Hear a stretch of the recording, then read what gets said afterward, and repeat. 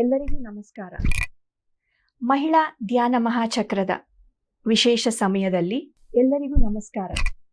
ಮಹಿಳಾ ಧ್ಯಾನ ಮಹಾಚಕ್ರ 2 ವಿಶೇಷ ಸಮಯದಲ್ಲಿ ಈ ದಿನ ಪಿರಮಿಡ್ ಮಾಸ್ಟರ್ ಒಂದಿಗೆ ಸಂವಾದ ಕಾರ್ಯಕ್ರಮಕ್ಕೆ ಸಮಸ್ತ ಕನ್ನಡ ಆತ್ಮಬಂಧುಗಳಿಗೂ ಸಹ ಪಿರಮಿಡ್ ಕನ್ನಡ ವಾಹಿನಿ ಹೃತ್ಪೂರ್ವಕ ಸ್ವಾಗತವನ್ನು ಬಯಸುತ್ತಿದೆ. ಈ ದಿನ ನಮ್ಮ ಜೊತೆ ಇದ್ದಾರೆ ಸುಪರಿಚಿತರಾದಂತಹ ಕೆ ವರಹಮೂರ್ತಿ ಸರ್ ಅವರು. ಇವರು ಪ್ರಸ್ತುತ ಕರ್ನಾಟಕ ಧ್ಯಾನ ಪ್ರಗತಿ ಪರಿಷತ್ನ ಅಧ್ಯಕ್ಷರಾಗಿ ಸೇವೆ ಸಲ್ಲಿಸುತ್ತಿದ್ದಾರೆ. ಇವರಿಗೂ ಸಹ ನಮ್ಮ ಎಲ್ಲ ವೀಕ್ಷಕರ ಪರವಾಗಿ ಮತ್ತು PMC ಕನ್ನಡ ವಾಹಿನಿಯ ಪರವಾಗಿ ಹೃತ್ಪೂರ್ವಕ ಸ್ವಾಗತವನ್ನು ಬಯಸುತ್ತಿದ್ದೇನೆ. ನಮಸ್ಕಾರ ಸರ್.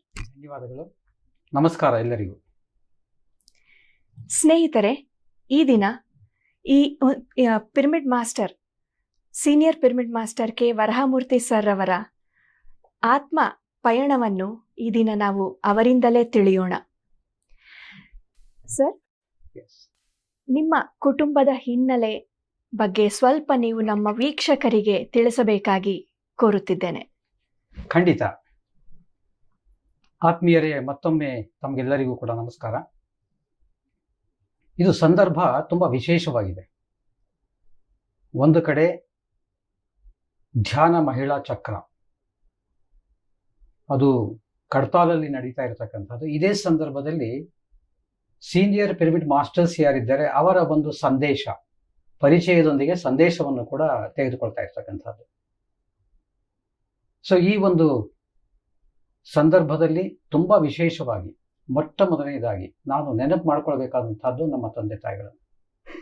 ಯಾಕೆಂದ್ರೆ ಜನ್ಮ ಕೊಟ್ಟ ತಂದೆ ತಾಯಿಗಳೇ ಅತಿ ಮುಖ್ಯ ಆಗ್ತಾರೆ. ಇನ್ನು ಸನ್ಮಾರ್ಗವನ್ನ ತೋರಿಸಿರ್ತಕ್ಕಂಥ ಅನೇಕರು ಶಿಕ್ಷಕರು, ಅನೇಕರು ಹಿರಿಯರು, ಅನೇಕರು ಇದ್ದಾರೆ. ಅದ್ರಲ್ಲಿ ಬಹಳ ಮುಖ್ಯವಾಗಿ ಇವತ್ತು ಒಂದು ಸತ್ಯ ಮಾರ್ಗದಲ್ಲಿ ನಡೀಲಿಕ್ಕೆ ಅವಕಾಶ ಮಾಡಿಕೊಟ್ಟಿರ್ತಕ್ಕಂಥವರು ಬ್ರಹ್ಮರ್ಷಿ ಪಿತಾಮಹ ಸುಭಾಷ್ ಪತ್ರಿಜಿ ಅವರು. ಇವರೆಲ್ಲರಿಗೂ ಕೂಡ ನಾನು ತುಂಬಾ ಕೃತಜ್ಞತೆಗಳನ್ನ ನಾನು ಸಲ್ಲಿಸ್ತಾ ಇದ್ದೀನಿ. ಸುಮಾರು ಬಾಲ್ಯದಿಂದಲೇ ಮನೆಯಲ್ಲಿ ಒಂದು ಉತ್ತಮ ಸಂಸ್ಕಾರದ ಪರಿಸರ ನನಗೆ ಸಿಕ್ಕಿದ್ದೆ. ಅದರಲ್ಲಿ ಬಹಳ ಮುಖ್ಯವಾಗಿ ಹೇಳಬೇಕು ಅಂತಂದ್ರೆ, ನಮ್ಮ ತಂದೆಯವರ ಕಡೆಯಿಂದ ಕನ್ನಡ ಭಾಷೆ ಇರಬಹುದು, ಸಂಸ್ಕೃತ ಭಾಷೆ ಇರಬಹುದು, ಇತರೆ ವಿಚಾರಗಳನ್ನು ಕೂಡ ನಾನು ತಿಳಿತಾ ಹೋದೆ. ಪ್ರಾರಂಭದಲ್ಲಿ ನಮ್ಮ ಕುಟುಂಬದ ಬಗ್ಗೆ ಹೇಳಬೇಕು ಅಂತಂದ್ರೆ, ನಮ್ಮದು ಒಂದು ಸಂಪ್ರದಾಯಸ್ಥ ಕುಟುಂಬ ಇದೆ.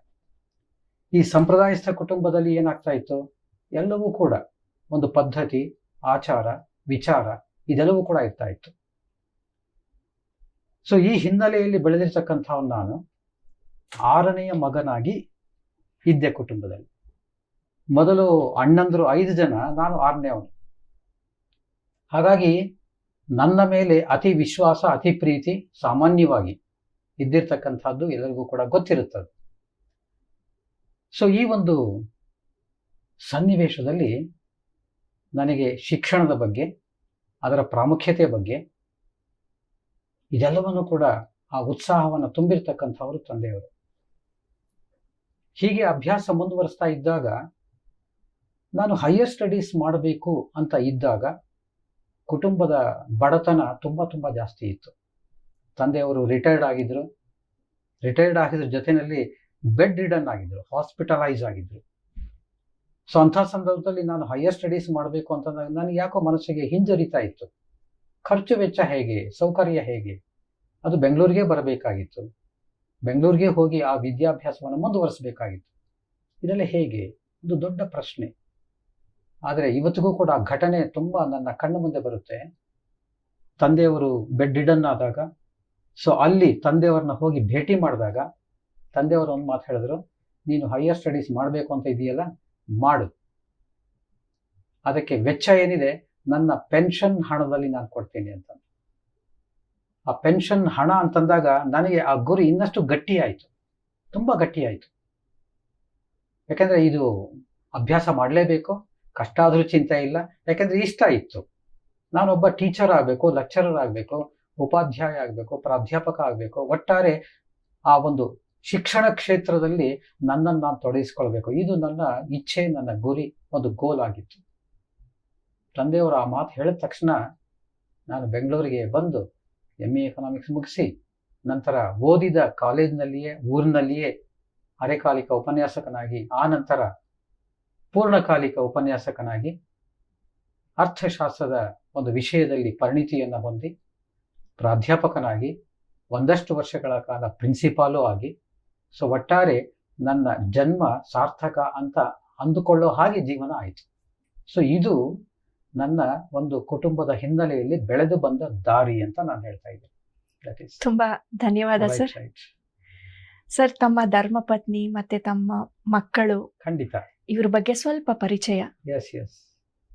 ಸೊ ಮಕ್ಕಳು ಇಬ್ರು, ಮಗ ಒಬ್ಬ, ಮಗಳೊಬ್ಳು. ಆದರೆ ಕಾರಣಾಂತರದಿಂದ ಮದುವೆ ಆದ ಮೇಲೆ ಮಗಳು 2ನೆಯ ಡೆಲಿವರಿ ಟೈಮ್ನಲ್ಲಿ ದೇಹತ್ಯಾಗ ಆಗಿರ್ತಕ್ಕಂಥದ್ದು. ಅಲ್ಲಿ ಒಂದು ಸಂದರ್ಭವನ್ನು ನಾನು ನೆನಪಿಸ್ಕೊಳ್ಳೇಬೇಕು. ಯಾಕೆಂತಂದ್ರೆ ಅಷ್ಟೊತ್ತಿಗಾಗಲೇ ನಾನು ಈ ಧ್ಯಾನ ಮಾರ್ಗಕ್ಕೆ ಬಂದಿದ್ದೆ. ನಾನು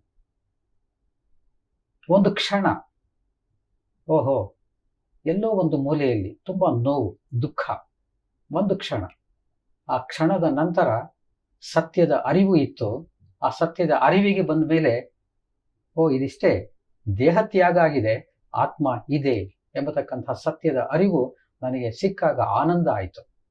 ಹೊಸ ಒಂದು ಜನ್ಮವನ್ನು ತೆಗೆದುಕೊಳ್ಳೋದಕ್ಕೆ ಸೊ ಮಗಳು ಆಲ್ರೆಡಿ ಬಾಡಿ ವೇಕೇಟ್ ಮಾಡಿರ್ತಕ್ಕಂಥದ್ದು ಅಂತ.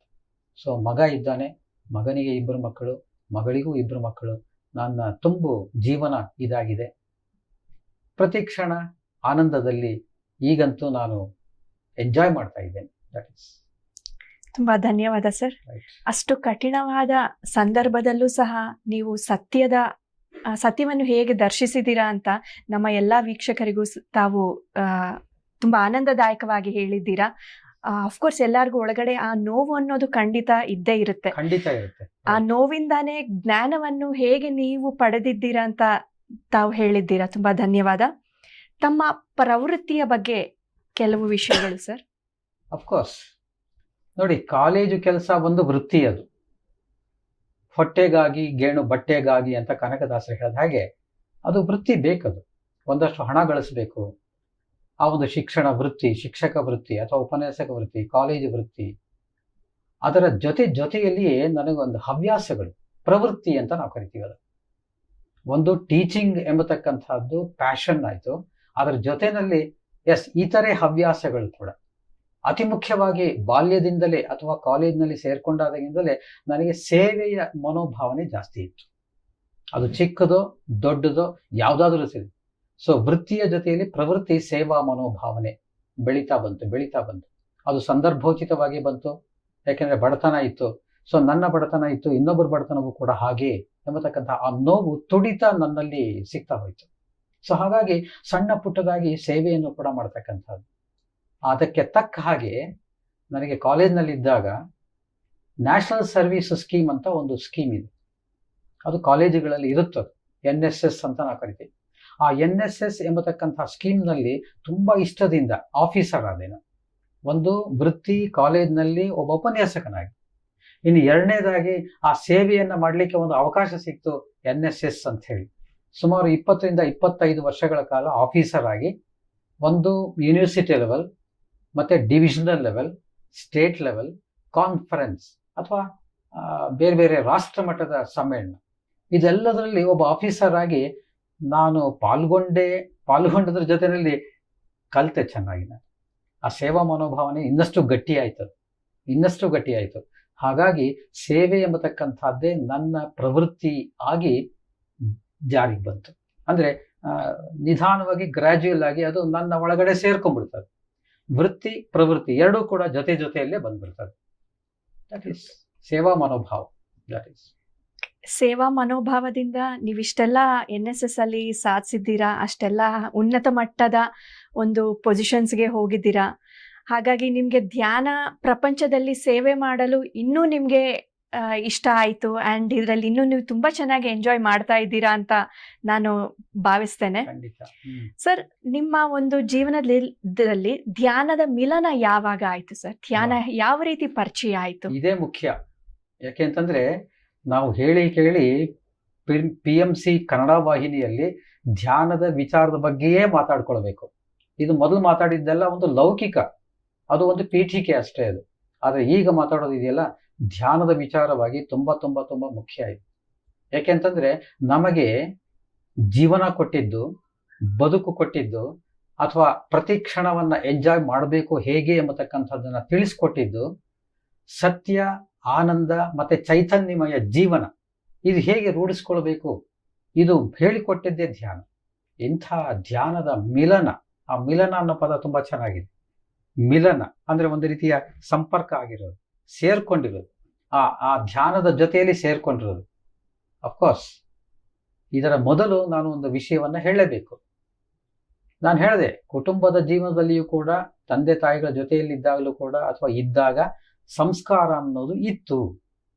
ಒಂದು ರೀತಿಯ ಕರುಣೆ ಇರಬಹುದು, ನೀತಿ ಇರಬಹುದು, ನಿಯಮ ಇರಬಹುದು, ನ್ಯಾಯ ಇರಬಹುದು.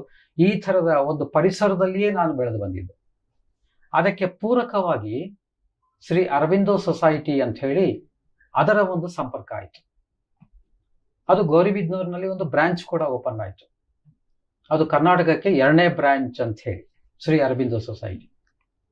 ಶ್ರೀ ಅರಬಿಂದೋ ಅವರು ಮತ್ತೆ ದ ಮದರ್ ಶ್ರೀಮಾತೆಯವರು, ಅವರು ಕೂಡ ಆಧ್ಯಾತ್ಮಿಕವಾಗಿ ತುಂಬಾ ತುಂಬಾ ಪರಿಣಿತಿಯನ್ನು ಹೊಂದಿರತಕ್ಕಂಥವರು. ಅನೇಕ ರೀತಿಯ ಸಂದೇಶವನ್ನ ದಿವ್ಯ ಜೀವನವನ್ನಾಗಿ ಮಾಡ್ಕೊಳ್ಳೋದಕ್ಕೆ ಹೇಗೆ ಎಂಬುದಕ್ಕೆ ಅಂಥ ಒಂದು ಸಂಸ್ಥೆ ನನಗೆ ಸಂಪರ್ಕಕ್ಕೆ ಬಂತು. ಅಲ್ಲಿ ಮತ್ತೆ ಸತ್ಸಂಗ ಇರಬಹುದು, ಪ್ರಾರ್ಥನೆ ಇರ್ಬೋದು, ತಕ್ಕ ಮಟ್ಟಿಗೆ ಚೂರು ಚೂರು ಒಂದು ಧ್ಯಾನ ಇರಬಹುದು. ಇದೆಲ್ಲವೂ ಕೂಡ ಪ್ರಾರಂಭ ಆಯಿತು.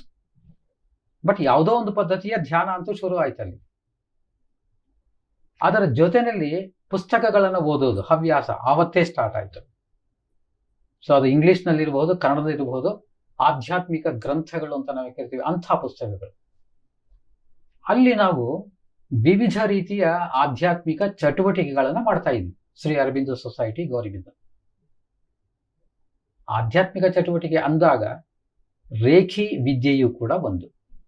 ರೇಖಿ ವಿದ್ಯೆ ಅದನ್ನು ನಾವು ಕಲಿತು ಒಂದಷ್ಟು ಜನ ಸೇರಿ ರೇಖಿ ಮೆಡಿಟೇಷನ್ ಮಾಡ್ತಾ ಇದ್ವಿ.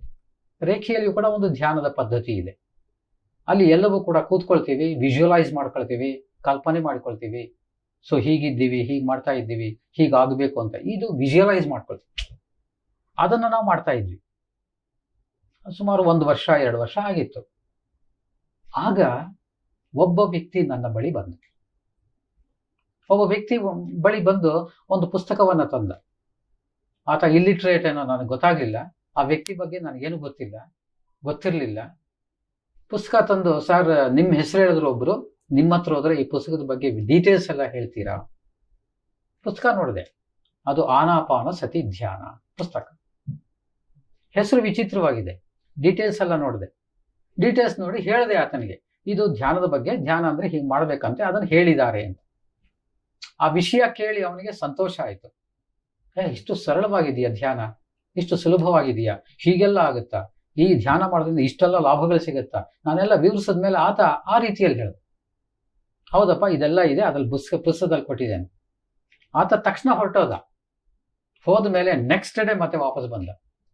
ಸರ್ ಇದ್ರ ಬಗ್ಗೆ ಇಷ್ಟೆಲ್ಲ ಹೇಳಿದ್ರೆ, ಇಷ್ಟು ಚೆನ್ನಾಗಿದೆ, ನಿಮಗೂ ಗೊತ್ತಾಯ್ತು, ಈಗ ಇದನ್ನ ಯಾಕೆ ಇಲ್ಲಿ ಸ್ಟಾರ್ಟ್ ಮಾಡಬಾರ್ದು? ನಿಮ್ಮ ಜೊತೆಯಲ್ಲೇ ನಾವು ಯಾಕೆ ಸ್ಟಾರ್ಟ್ ಮಾಡಬಾರ್ದು? ನಾನು ಹೇಳಿದೆ ಆತನಿಗೆ, ನಾವು ಆಲ್ರೆಡಿ ಒಂದು ರೇಖಿ ಮೆಡಿಟೇಷನ್ ಮಾಡ್ತಾ ಇದ್ದೀವಿ, ಸೊ ಅದರ ಸಂಬಂಧದಲ್ಲಿ ನಾವು ಮುಂದುವರಿತಾ ಇದ್ದೀವಿ. ರೇಖಿ ಮೆಡಿಟೇಷನ್ ಮಾಡೋದ್ರಿಂದ ಇದು ನಮ್ಗಾಗಲ್ಲ. ಆತ ಬಿಡ್ಲಿಲ್ಲ, ದುಂಬಾಲ್ ಬಿದ್ದ. ಆತ ಯಾರೂ ಅಲ್ಲ, ಇವತ್ತು ಕೆಬ್ಬೆದೊಡ್ಡಿಯಲ್ಲಿಯೇ ಪಿರಮಿಡ್ ಹತ್ರನೇ ಮನೆ ಮಾಡ್ಕೊಂಡಿದ್ದಾನೆ. ಮೊದಲು ಗೌರಿಬಿದನೂರಿನವನೇ, ರಾಮಕೃಷ್ಣಯ್ಯ ಅಂತ ಹೇಳಿ. ಅನೇಕರಿಗೆ ಗೊತ್ತಿದೆ ನಿಮಗೆ. ಸೊ ಅವರು ಈ ಪರಿಚಯವನ್ನ ನನಗೆ ಅವತ್ತು ಮಾಡಿಕೊಟ್ರು. ದುಂಬಾಲ್ ಬಿದ್ದು, ಸರ್ ನೀವು 1 hour ರೇಖಿ ಮೆಡಿಟೇಷನ್ ಮಾಡ್ತಾ ಇದ್ದೀರಲ್ವಾ, ಒಂದು 15 ನಿಮಿಷ ಈ ಒಂದು ಧ್ಯಾನಕ್ಕೆ ಸಮಯ ಕೊಡಿ. 15 ನಿಮಿಷ ಆಯ್ತು. ದುಂಬಾಲ್ ಬಿದ್ದಿದ್ದಕ್ಕೆ ಇನ್ ಬಿಡಲ್ಲ ಈ ವ್ಯಕ್ತಿ ಅಂತ ಹೇಳಿ 15 ನಿಮಿಷ ಸ್ಟಾರ್ಟ್ ಮಾಡಿದ್ವಿ. 1 ತಿಂಗಳಾಯ್ತು, 2 ತಿಂಗಳಾಯ್ತು. ಆ 15 ನಿಮಿಷ ಇದ್ದದ್ದು 1 hour ಪೂರ್ತಿ ಆನಾಪಾನಸತಿ ಮೆಡಿಟೇಷನ್ ಆಯ್ತು. ಯಾಕೆ 1 hour ಪೂರ್ತಿ ಆಯ್ತು ಅಂತಂದ್ರೆ, 15 ನಿಮಿಷದಲ್ಲಿಯೇ ಒಂದಷ್ಟು ನಮಗೆ ಬದಲಾವಣೆಗಳು ನಮ್ಗೆ ಕಂಡು ಬಂತು. ಒಂದು ಮೈಂಡ್ ರಿಲ್ಯಾಕ್ಸೇಷನ್ ಇರಬಹುದು, ಒಂದು ರೀತಿಯ ಹೊಸತನ ಇರಬಹುದು, ಹೊಸ ಹುರುಪು ಇರಬಹುದು. ಇದು ನಮಗೆ ತಿಳಿತಾ ಹೋಯ್ತು ಅನುಭವದ ಮೂಲಕ. ಹಾಗಾದ್ರೆ ಇದನ್ನು 1/2 ಗಂಟೆ ಮಾಡಿದ್ರೆ ಹೇಗೆ, ಮುಕ್ಕಾಲು ಗಂಟೆ ಮಾಡಿದ್ರೆ ಹೇಗೆ, 1 ಅವರ್ ಮಾಡಿದ್ರೆ ಹೇಗೆ ಅಂತ ಮುಂದುವರಿಸ್ತಾ ಮಾಡಿದಾಗ ನಮಗೆ ರೇಖಿ ಮೆಡಿಟೇಷನ್ ಸದ್ಯಕ್ಕೆ ಅವಶ್ಯಕತೆ ಇಲ್ಲ. ಈ ಒಂದು ಧ್ಯಾನವನ್ನೇ ಮುಂದುವರಿಸೋಣ ಅಂತ ಹೇಳಿ ಸುಮಾರು 2006ರಲ್ಲಿ ಇದು ಪ್ರಾರಂಭ ಮಾಡಿದ್ದು. ಇದುವರೆಗೂ ಕೂಡ ಮುಂದುವರಿತಾ ಇದೆ. ಯಾಕೆಂದ್ರೆ ತುಂಬಾ ಆನಂದವಾಗಿದೆ, ತುಂಬಾ ಸುಲಭವಾಗಿದೆ, ತುಂಬಾ ಸರಳವಾಗಿದೆ. ಪ್ರತಿ ಒಬ್ಬರೂ ಕೂಡ ಮಾಡಬಹುದು. ಈ ಸತ್ಯ ನಮಗೆ ಗೊತ್ತಾಯ್ತು. ಅದಕ್ಕೆ ಯಾವುದೇ ರೀತಿಯ ವಿದ್ಯಾರ್ಹತೆ ಆಗಲಿ ಅಥವಾ ಏನೋ PhD ಮಾಡಬೇಕು ಅಥವಾ ಏನೋ ಟೆಕ್ನಿಕಲ್ ಆಗಿ ತಾಂತ್ರಿಕವಾಗಿ ಏನೋ ಜ್ಞಾನ ಗೊತ್ತಿರಬೇಕು, ಇದೇನೇನೂ ಇಲ್ಲ. ಅಂಥ ವಿದ್ಯೆಯನ್ನು ಎಲ್ರಿಗೂ ಕೂಡ ಕೊಡೋಣ ಎನ್ನುವ ಒಂದು ಹಿನ್ನೆಲೆಯಲ್ಲಿ 2006 ಇಂದ ಅಂದ್ರೆ ಮಿಲನ ಆಗಿದ್ದು 2006 ಈ ರೀತಿಯಲ್ಲಿ ಆಯ್ತು ಅಂತ ಅನ್ಕೊಂಡಿದ್ದೀನಿ. ತುಂಬಾ ಧನ್ಯವಾದ ಸರ್. ರೈಟ್ ಸರ್, ನೀವು ಮಾತಲ್ಲಿ ಹೇಳ್ತಾ ಇದ್ರಿ 15 ನಿಮಿಷ ಸ್ಟಾರ್ಟಿಂಗ್ ಅಲ್ಲಿ ನಾವು ಧ್ಯಾನವನ್ನ ಮಾಡ್ತಾ ಇದ್ವಿ, ಆಮೇಲೆ ಕ್ರಮೇಣ ಅದು ಅರ್ಧ ಗಂಟೆ ಆಯ್ತು, ಮತ್ತೆ 1 ಗಂಟೆ ಆಯ್ತು, ಆಮೇಲೆ ನಂತರ ಆ ರೇಖಿ ಧ್ಯಾನ ಅನ್ನೋದು ಸಂಪೂರ್ಣವಾಗಿ ನಿಲ್ಲಿಸಿ ಆನಾಪಾನ ಸತಿಯನ್ನೇ ನಾವು ಪ್ರಾರಂಭ ಮಾಡಿದ್ವಿ ಅಂತ. ಅಷ್ಟು ಬದಲಾವಣೆ ತರೋದಕ್ಕೆ ಯಾರ್ಯಾರಿಗೆ ಏನೇನು ಬದಲಾವಣೆಗಳಾಯ್ತು ಅನ್ನೋದು ಇನ್ ಸ್ವಲ್ಪ ವಿವರವಾಗಿ ತಾವು ಹೇಳೋದಕ್ಕೆ ಆಗುತ್ತೆ ಸರ್? ಖಂಡಿತ. ಸೂಕ್ಷ್ಮವಾಗಿ ನಾನು ಹೇಳ್ತೇನೆ. ತಕ್ಷಣದಲ್ಲಿ ಒಂದು ಮನಸ್ಸಿಗೆ ಆಹ್ಲಾದತೆ ಸಿಕ್ತು, ಶಾಂತಿ ಸಿಕ್ತು, ಏನೋ ಸಮಥಿಂಗ್ ಇದೆ ಎನ್ನುವ ಕ್ಯೂರಿಯಾಸಿಟಿ ಹುಡ್ತಿದ್ರಲ್ಲಿ. ಸುಮ್ಮನೆ ಕೂತ್ಕೊಂಡ್ರೆ ಇಷ್ಟೆಲ್ಲ ಆಗುತ್ತೆ ಅನ್ನೋದಾದ್ರೆ ಇನ್ನಷ್ಟು ಏನೋ ಇದೆ ಅಂತ ನಮಗೆ ಅನಿಸ್ತದೆ. ಅಂದ್ರೆ ಇನ್ನಷ್ಟು ಒಳಗಡೆ ಏನೇನೋ ಇದೆ. ನಾವ್ ಹೇಳ್ತೀವಲ್ಲ, ಸಮುದ್ರದ ಒಳಗಡೆ ಮುತ್ತು, ರತ್ನ, ಹವಳ, ಮತ್ತೊಂದು ಎಲ್ಲವೂ ಕೂಡ ಒಳಗಡೆ ಹೋಗ್ಬೇಕು ಅಂದ್ರೆ ಆ ರೀತಿ ನಮಗನಿಸ್ತು. ಜೊತೆಯಲ್ಲಿದ್ದವರಿಗೂ ಕೂಡ ಹಾಗೆ ಅನಿಸ್ತು. ಜೊತೆಯಲ್ಲಿದ್ದವರಿಗೆ ಇನ್ನೂ ಒಂದು ಮಿರಾಕಲ್ ನಾನು ಹೇಳ್ತೀನಿ. ಜೊತೆಯಲ್ಲಿದ್ದವರಿಗೆ ಕೆಲವರು ಅನಾರೋಗ್ಯ ಇತ್ತಲ್ಲ, ಅನಾರೋಗ್ಯ ಇದ್ದದ್ದು ತಕ್ಷಣ ಮಾಯ ಆಯ್ತು. ಮೈಗ್ರೇನ್ ಹೆಡೇಕ್ ಅಂತ ನಾವು ಕರಿತೀವಿ, ಅಥವಾ ವಿಪರೀತ ಮೈಕೈ ನೋವು ಇರ್ತಕ್ಕಂಥ, ಅಥವಾ ಮಂಡಿ ನೋವು ಇರ್ತಕ್ಕಂಥ ತಕ್ಷಣದಲ್ಲಿಯೇ ಒಂದು 15 ನಿಮಿಷ ಪ್ರತಿನಿತ್ಯ 1 ತಿಂಗಳ ಕಾಲ ಮಾಡಿದ್ದಕ್ಕೆ ಸೊ ಆ ನೋವುಗಳೆಲ್ಲ ಮಾಯ ಆಯ್ತು. ನಮ್ಮ ಜೊತೆಯಲ್ಲಿದ್ದಾರೆ ಇರ್ತಕ್ಕಂಥ ಎಲ್ಲರೂ ಕೂಡ ಸೇರಿ ಎಸ್, ರೇಖಿ ಮೆಡಿಟೇಷನ್ ಬೇಡ ಸದ್ಯಕ್ಕೆ, ಈ ಮೆಡಿಟೇಷನ್ ಮೂಲಕವೇ ಎಲ್ಲವೂ ಕೂಡ ಕ್ಯೂರ್ ಆಗುತ್ತೆ, ನಮಗೆ ಒಳ್ಳೇದಾಗ್ತಾ ಇದೆ ಅಂತಂದ್ರೆ ಇದನ್ನ ಯಾಕೆ, ಅದನ್ನ ನಾವು ಅಭ್ಯಾಸ ಮುಂದುವರಿಸ್ತಾ ಹೋದ್ವಿ. ಆಮೇಲೆ ಸಾಧನೆ ಮುಂದುವರಿತು. ಅನೇಕರಿಗೆ ಅನೇಕ ಒಂದು ಶ್ರೇಷ್ಠವಾದ ಅನುಭವಗಳು ಕೂಡ ಆಯ್ತು, ಪರಿವರ್ತನೆ ಆಯ್ತು. ಸೊ ಇದು ನಮಗೆ ಸಿಗ್ತಾ, ಅದರಿಂದ ನಾವು ಮುಂದುವರಿಸಿದ್ವಿ ಅಂತ. That is okay, right. ತುಂಬಾ ಧನ್ಯವಾದ ಸರ್. ಸರ್, ನೀವು ಮಾತಾಡ್ತಾ ಬಂದಾಗ ಹೇಳಿದ್ರಿ, ಅಂಡ್ ಅದಕ್ಕಿಂತ ಮುಂಚೆ ಇನ್ನೊಂದು ವಿಷಯ ಸ್ನೇಹಿತರೆ, ಇಂತಹ ಒಂದು ಆಣಿಮುತ್ತನ್ನ, ಹವಳವನ್ನ ನಮ್ಮ ಪಿರಮಿಡ್ ಸ್ಪಿರಿಚುವಲ್ ಸೊಸೈಟಿ ಮೂವ್ಮೆಂಟ್ಗೆ ಕೊಡುಗೆಯಾಗಿ ಕೊಟ್ಟ ರಾಮಕೃಷ್ಣ ಸರ್ ಅವರನ್ನ ನಿಜವಾಗ್ಲೂ ಈ ಸಮಯದಲ್ಲಿ ನಾವು ನೆನಪಿಸ್ಕೊಳ್ಳೇಬೇಕು. ಖಂಡಿತ ನೆನಪಿಸ್ಕೊಳ್ಬೇಕು, ಕೃತಜ್ಞತೆಗಳನ್ನ ಹೇಳಲೇಬೇಕು. ರೈಟ್. ಯಾಕೆಂದ್ರೆ ನಿಮ್ಮಿಂದ PSSM ನಲ್ಲಿ ಸಾಕಷ್ಟು ಒಳ್ಳೊಳ್ಳೆ ಕಾರ್ಯಗಳಿರ್ಬೋದು, ಪುಸ್ತಕಗಳ ಒಂದು ಬಿಡುಗಡೆ ಇರ್ಬೋದು, ಇನ್ನೂ ಸಾಕಷ್ಟು ಹಲವಾರು ಕೆಲಸಗಳು ಮುನ್ನಡೀತಾನೆ ಇದೆ. ಇನ್ನೂ ಅದು ನಡೆಯುತ್ತೆ ಅಂತ ಸಾಕಷ್ಟು ಭರವಸೆ ಎಲ್ಲರಿಗೂ ಸಹ ಸರ್. Very good. ಇದು ಅನೇಕರಿಗೆ ಧ್ಯಾನ ಒಮ್ಮೆ ಅಪ್ಪಿಕೊಂಡ್ರೆ ಪ್ರತಿಯೊಬ್ಬರಿಗೂ ಕೂಡ ಅನೇಕ ಅದ್ಭುತವಾದ ಅನುಭವಗಳು, ಅದ್ಭುತವಾದ ಒಂದು ಸಂದರ್ಭಗಳು ಬಂದಿರತಕ್ಕಂಥದ್ದು ಸಹಜ. ಅದೇ ರೀತಿಯಲ್ಲಿ ನನಗೂ ಕೂಡ. ಆದರೆ ಒಂದು ವಿಷಯವನ್ನ ಇಲ್ಲಿ ಹೇಳ್ತೇನೆ, ಅನುಭವ ಅಂತಂದ್ರೆ ನನಗೆ ವಿಶಿಷ್ಟವಾದ ಬೇರೆ ಬೇರೆ ರೀತಿಯ ಅನುಭವ ಏನೂ ಆಗಿಲ್ಲ. ಅದು ನಾನು ಕಂಡುಕೊಂಡಿರೋದೇನಂತಂದ್ರೆ ಜ್ಞಾನದ ವೃದ್ಧಿ ಖಂಡಿತ ನನಗೆ ಜಾಸ್ತಿ ಆಗಿದೆ. ಜ್ಞಾನ ಅಂತಂದ್ರೆ ಮತ್ತೆ ನಾನು ಹೇಳ್ತಾ ಇದ್ದೇನೆ ಆತ್ಮಜ್ಞಾನದ ಬಗ್ಗೆ. ಸತ್ಯ ಏನು ಅಂತ, ಆ ಸತ್ಯ ಎಂಥದ್ದು, ಹೇಗಿರುತ್ತೆ, ಆ ಸತ್ಯ ಎಷ್ಟು ಕಠೋರವಾಗಿರುತ್ತೆ, ಆ ಕಠೋರವಾಗಿರ್ತಕ್ಕಂಥ ಸತ್ಯವನ್ನ ಒಪ್ಕೊಳ್ಳೋದು ಹೇಗೆ ಅಥವಾ ತಿಳಿಯೋದು ಹೇಗೆ, ಇದು ನನಗೆ ತಿಳಿತಾ ಹೋಯಿತು. ಇದು ತುಂಬಾ ತುಂಬಾ ವಿಶೇಷ. ಇದು ಇವತ್ತು ಏನಾದರೂ PSSM ನಲ್ಲಿ ಒಬ್ಬ ಮುಖ್ಯ ಮಾಸ್ಟರ್ ಆಗಿದ್ದೀನಿ ಅಂತಂದ್ರೆ ಅದಕ್ಕೆ ಕಾರಣ ಈ ಒಂದು ಆನಾಪಾನಸತಿ ಧ್ಯಾನವೇ ಹೊರತು, ಅಂದ್ರೆ ಆ ಧ್ಯಾನದಿಂದ ಬರ್ತಕ್ಕಂಥ ಜ್ಞಾನವೇ ಹೊರತು ಬೇರೆ ಏನೇನೂ ಅಲ್ಲ. ಇದು ನಾನು ತುಂಬಾ ತುಂಬಾ ಸಂತೋಷದಿಂದ ಹೇಳ್ಕೊಳ್ತೀನಿ, ಮೆಚ್ಚುಗೆಯಿಂದ ಹೇಳ್ಕೊಳ್ತಾ ಇದ್ದೀನಿ. ಮೊದಲು ಮಾತಾಡ್ತಾ ಇದ್ದೆ, ಕರೆಕ್ಟು. ಒಬ್ಬ ಉಪನ್ಯಾಸಕನಾಗಿ ಮಾತು ಅವನಿಗೆ ಒಂದು ಆಸ್ತಿ ಇದ್ದ ಹಾಗೆ, ಮಾತೇ ಮುತ್ತು, ಅವನಿಗೆ ಮಾತಿರ್ಲೇಬೇಕು. ಆದ್ರೆ ಆವಾಗ ಮಾತಾಡ್ತಾ ಇದ್ದಿದ್ದಕ್ಕೂ ಈಗ ಮಾತಾಡ್ತಾ ಇರೋದಕ್ಕೂ ಕೂಡ ತುಂಬಾ ತುಂಬಾ ಅಜಗಜಾಂತರ ಇದೆ. ನಾನು ಕಾಲೇಜ್ನಲ್ಲಿದ್ದಾಗಲೇ 2006 ಅಂತ ಹೇಳಿದೆ ನಾನು. ಇದರೊಂದು ಧ್ಯಾನ ಸಂಪರ್ಕ ಆಯಿತು. ಸರ್ವಿಸ್ನಲ್ಲಿ ಇದ್ದೆ ಕಾಲೇಜ್ನಲ್ಲಿ. ಅವಾಗ ಕಾಲೇಜ್ನಲ್ಲಿ ಇದ್ದಾಗಲೇ ಈ ಧ್ಯಾನ ಸಂಪರ್ಕ ಆದಮೇಲೆ ಪ್ರತಿನಿತ್ಯ ಕ್ಲಾಸ್ ರೂಮ್ನಲ್ಲಿ ಮಕ್ಕಳಿಗೆ ಅಲ್ಲಿಯೇ 5 ನಿಮಿಷ 10 ನಿಮಿಷ ನನ್ನ ಕ್ಲಾಸ್ ಬಂದಾಗ ನನ್ನ ಟೈಮ್ ಟೇಬಲ್ ಪ್ರಕಾರ ನಾನು ಇಂಥ ಕ್ಲಾಸ್ಗೆ ಹೋಗ್ಬೇಕು, ಆ ಕ್ಲಾಸ್ನಲ್ಲಿ 10 ನಿಮಿಷ ಪ್ರಾರಂಭದಲ್ಲಿ. ಹೆಣ್ಣು ಮಕ್ಕಳ ಕಾಲೇಜು, ಎಂತೆಂಥ ತರಲೆ ಮಕ್ಕಳಿದ್ರು ಅಂತಂದ್ರೆ ಆ ತರಲೆ ಮಕ್ಕಳು ಶಾಂತವಾಗ್ಬಿಟ್ಟು, ಇದು ಕಾಲೇಜು ಅಂದಮೇಲೆ ಸಹಜ. ಇದು ಅಂಥ ಒಂದು ವಿಶೇಷವಾದ ಪರಿವರ್ತನೆಯನ್ನ ಕಾಲೇಜ್ ಮಕ್ಕಳಲ್ಲಿಯೂ ಕೂಡ ತಂದಿರ್ತಕ್ಕಂಥದ್ದನ್ನು ಕಂಡಿರೋದು. ಯಾಕೆಂತಂದ್ರೆ ಹೆಣ್ಣು ಮಕ್ಕಳು ಸಾಮಾನ್ಯವಾಗಿ ತುಂಬಾ ಏನಂತೀರ ಶಾಂತವಾಗಿರ್ತಾರೆ, ಆದರೆ ಕೆಲವು ಸಂದರ್ಭದಲ್ಲಿ ಅಷ್ಟೇ ತರಲೆ ಮಾಡ್ತಕ್ಕಂಥವ್ರು ಇರ್ತಾರೆ. ಅಂಥವ್ರನ್ನು ಕೂಡ ಶಾಂತಗೊಳಿಸಿರ್ತಕ್ಕಂಥದ್ದನ್ನ ನಾನು ಈ ಧ್ಯಾನದಿಂದ ಕಂಡಿರ್ತಕ್ಕಂಥದ್ದು. ಹಾಗಾಗಿ ಇದನ್ನ ಇನ್ನಷ್ಟು ಗಟ್ಟಿಯಾಗಿ ಹಿಡೀಲಿಕ್ಕೆ ಸಾಧ್ಯ ಆಯಿತು ಆ ಒಂದು ಕಾರಣದಿಂದ. ಪಾಠ ಮಾಡುವಾಗಲೂ ಅಷ್ಟೇ, ಉದಾಹರಣೆ ನಾನೇನಾದ್ರು ಕೊಡಬೇಕು ಅಂತಂದ್ರೆ ಎಕನಾಮಿಕ್ಸ್ ಸಬ್ಜೆಕ್ಟ್ನಲ್ಲಿ ಸ್ಪಿರಿಚುಯಾಲಿಟಿಯನ್ನು ಸೇರಿಸೋದು ಪಾಠ ಮಾಡೋದು. ಸೊ ಇದು ತುಂಬಾ ಅಪ್ರಿಷಿಯೇಟ್, ಮಕ್ಕಳೆಲ್ಲ ಮುಗ್ಧರಾಗಿ, ಮಂತ್ರಮುಗ್ಧರಾಗಿ, ಮೌನವಾಗಿ ಆ ಎಲ್ಲ ವಿಚಾರಗಳನ್ನ ತೆಗೆದುಕೊಂಡು ಅವರ ಒಂದು ನಡೆಯಲ್ಲಿರ್ಬಹುದು, ನುಡಿಯಲ್ಲಿರ್ಬಹುದು, ಅಥವಾ ಪರೀಕ್ಷೆಯಲ್ಲಿ ಅಂಕಗಳನ್ನು ತೆಗೆ ಇದೆಲ್ಲದಲ್ಲಿ ಕೂಡ ಒಂದು ಅಗಾಧವಾದ ಪರಿವರ್ತನೆಯನ್ನ, ಬದಲಾವಣೆಯನ್ನ ತಂದುಕೊಟ್ಟಿದೆ. ನಾನು ಕಣ್ಣಾರೆ ಕಂಡಿದ್ದೆ. ಹಾಗಾಗಿ ನನಗೆ ಈ ಧ್ಯಾನ ಮತ್ತಷ್ಟು ಹತ್ತಿರವಾಯಿತು, ಮತ್ತಷ್ಟು ಅದನ್ನ ಗಟ್ಟಿಯಾಗಿ ಹಿಡ್ಕೊಳ್ಬೇಕು, ಅದರ ಮೂಲಕವೇ ಏನಾದರೂ ಸಾಧನೆ ಮಾಡಬೇಕು ಅನ್ನೋದು ನನಗೆ ಅರ್ಥವಾಯಿತು. Okay, that is. ತುಂಬಾ ಧನ್ಯವಾದ ಸರ್ ನಿಮ್ಮ ಒಂದು ಅನುಭವಕ್ಕೋಸ್ಕರ. ನೋಡಿದ್ರಲ್ಲ ಸ್ನೇಹಿತರೆ, ಒಬ್ಬ ಪ್ರೊಫೆಸರ್ ಅಂದರೆ ಒಬ್ಬ ಉಪನ್ಯಾಸಕರು ಧ್ಯಾನ ಕಲಿತಾರೆ. ಆ ಒಂದು ಕಾಲೇಜಿನಲ್ಲಿರ್ಬೋದು, ಶಾಲೆಯ ವಿದ್ಯಾರ್ಥಿಗಳಿಗೆಲ್ಲರಿಗೂ ಸಹ ಹೇಗೆ ಧ್ಯಾನ ಅನ್ನೋದು ಅವರ ಜೀವನದಲ್ಲಿ ಬದಲಾವಣೆಗಳನ್ನು ತರುತ್ತೆ ಅಂತ. ಹಾಗಾಗಿ ಪ್ರತಿಯೊಬ್ಬರೂ ಸಹ ಧ್ಯಾನವನ್ನು ಅಭ್ಯಾಸ ಮಾಡಲೇಬೇಕು. ಮತ್ತು ಸರ್, ನೀವು ಹೇಳ್ತಾ ಇದ್ರಿ ನಿಮ್ಮ ಒಂದು ವಿದ್ಯಾರ್ಥಿಗಳ ಜೀವನದಲ್ಲಿ ನೀವು ಸಾಕಷ್ಟು ಬದಲಾವಣೆಗಳನ್ನು ನೋಡಿದ್ರಿ ಅಂತ. ನಿಮ್ಮ ವೈಯಕ್ತಿಕ ಜೀವನದಲ್ಲಿ ಒಬ್ಬ ಪ್ರೊಫೆಸರ್ ಆಗಿ ನೀವು ಕೆಲಸ ನಿರ್ವಹಿಸ್ತಾ ಇದ್ದೀರಾ. ಧ್ಯಾನ ಪರಿಚಯಕ್ಕೂ ಮುಂಚೆ ನಿಮ್ಮ ಒಂದು ವೈಯಕ್ತಿಕ ಜೀವನಕ್ಕೆ ಹೇಗೆ ಇತ್ತು, ಧ್ಯಾನದ ನಂತರ ನಿಮ್ಮ ವೈಯಕ್ತಿಕ ಜೀವನದಲ್ಲಿ ವೃತ್ತಿಪರವಾಗಿ ಧ್ಯಾನ ಹೇಗೆ ನಿಮಗೆ ಸಹಾಯ ಮಾಡ್ತು ಸರ್? ಆ ಒಂದು ವಿಷಯದಲ್ಲಿ ನಾನು ಕಂಡುಕೊಂಡಿರ್ತಕ್ಕಂಥ ಅಂಥ ದೊಡ್ಡ ಬದಲಾವಣೆ ಏನೂ ಇಲ್ಲ. ಪ್ರಾರಂಭದಿಂದ ನಾನು ಹೇಳಿದೆ, ಮನೆಯ ಪರಿಸರದಲ್ಲಿಯೇ ನನಗೆ ಸಾಕಷ್ಟು ಸದ್ಗುಣಗಳು ತಂದೆಯವರಿಂದ, ತಾಯಿಯವರಿಂದ ಅಥವಾ ಪರಿಸರದಿಂದ ನನಗೆ ಸಿಕ್ಕಿತ್ತು. ಆದರೆ ಧ್ಯಾನಕ್ಕೆ ಬಂದ ಮೇಲೆ ಒಂದಷ್ಟು ಆ್ಯಡ್ ಆಯಿತು. ಅದು ಹೇಗೆ ಅಂತಂದ್ರೆ, ಮುಖ್ಯವಾಗಿ ನಾನು ಹೇಳೋದು, ಕಾಲೇಜು ವಿಷಯ, ಆ ಕಾಲೇಜಿನ ಫ್ರೆಂಡ್ಸು, ಇಷ್ಟರ ಸಂಬಂಧದಲ್ಲಿ ನನ್ನ ಜೀವನ ಮುಂದುವರಿತಾ ಇತ್ತು. ಬಟ್ ಅಲ್ಲಿ ಎಲ್ಲೆಲ್ಲಿ ಸಾಧ್ಯವಾಗುತ್ತೋ ಅಲ್ಲಲ್ಲಿ ಈ ಒಂದು ಧ್ಯಾನ ಇರ್ಬೋದು, ಅಥವಾ ಈ ಒಂದು ಕರುಣೆ ಇರ್ಬೋದು, ಅಥವಾ ಒಂದು ಪ್ರೀತಿಯ ವಿಷಯ ಇರ್ಬೋದು, ಅಥವಾ ಮೌಲ್ಯಗಳಿರ್ಬೋದು, ಇದರ ಬಗ್ಗೆ ಹೇಳೋದು ಕೇಳೋದು. ಆದರೆ ಧ್ಯಾನಕ್ಕೆ ಬಂದ ಮೇಲೆ, ಧ್ಯಾನಕ್ಕೆ ಬಂದ ವಿಶೇಷ ಇದು ಒಂದು ನಾನು ಹೇಳ್ಕೊಳ್ಬೇಕು. ಧ್ಯಾನಕ್ಕೆ ಬಂದ ಮೇಲೆ ಒಂದು ಇಲ್ಲಿ ಅಪರಿಮಿತ, ಅನ್ಲಿಮಿಟೆಡ್, ಅಲ್ಲಿ ಒಂದು ಲಿಮಿಟೆಡ್ ಇತ್ತು, ಇಲ್ಲಿ ಅನ್ಲಿಮಿಟೆಡ್. ಸೊ ನಾನು ಹೊರಗಡೆ ಎಲ್ಲಿ ಬೇಕಾದರೂ ಕೂಡ, ಯಾರಿಗೆ ಬೇಕಾದರೂ ಕೂಡ ಹೇಳ್ಬೋದು.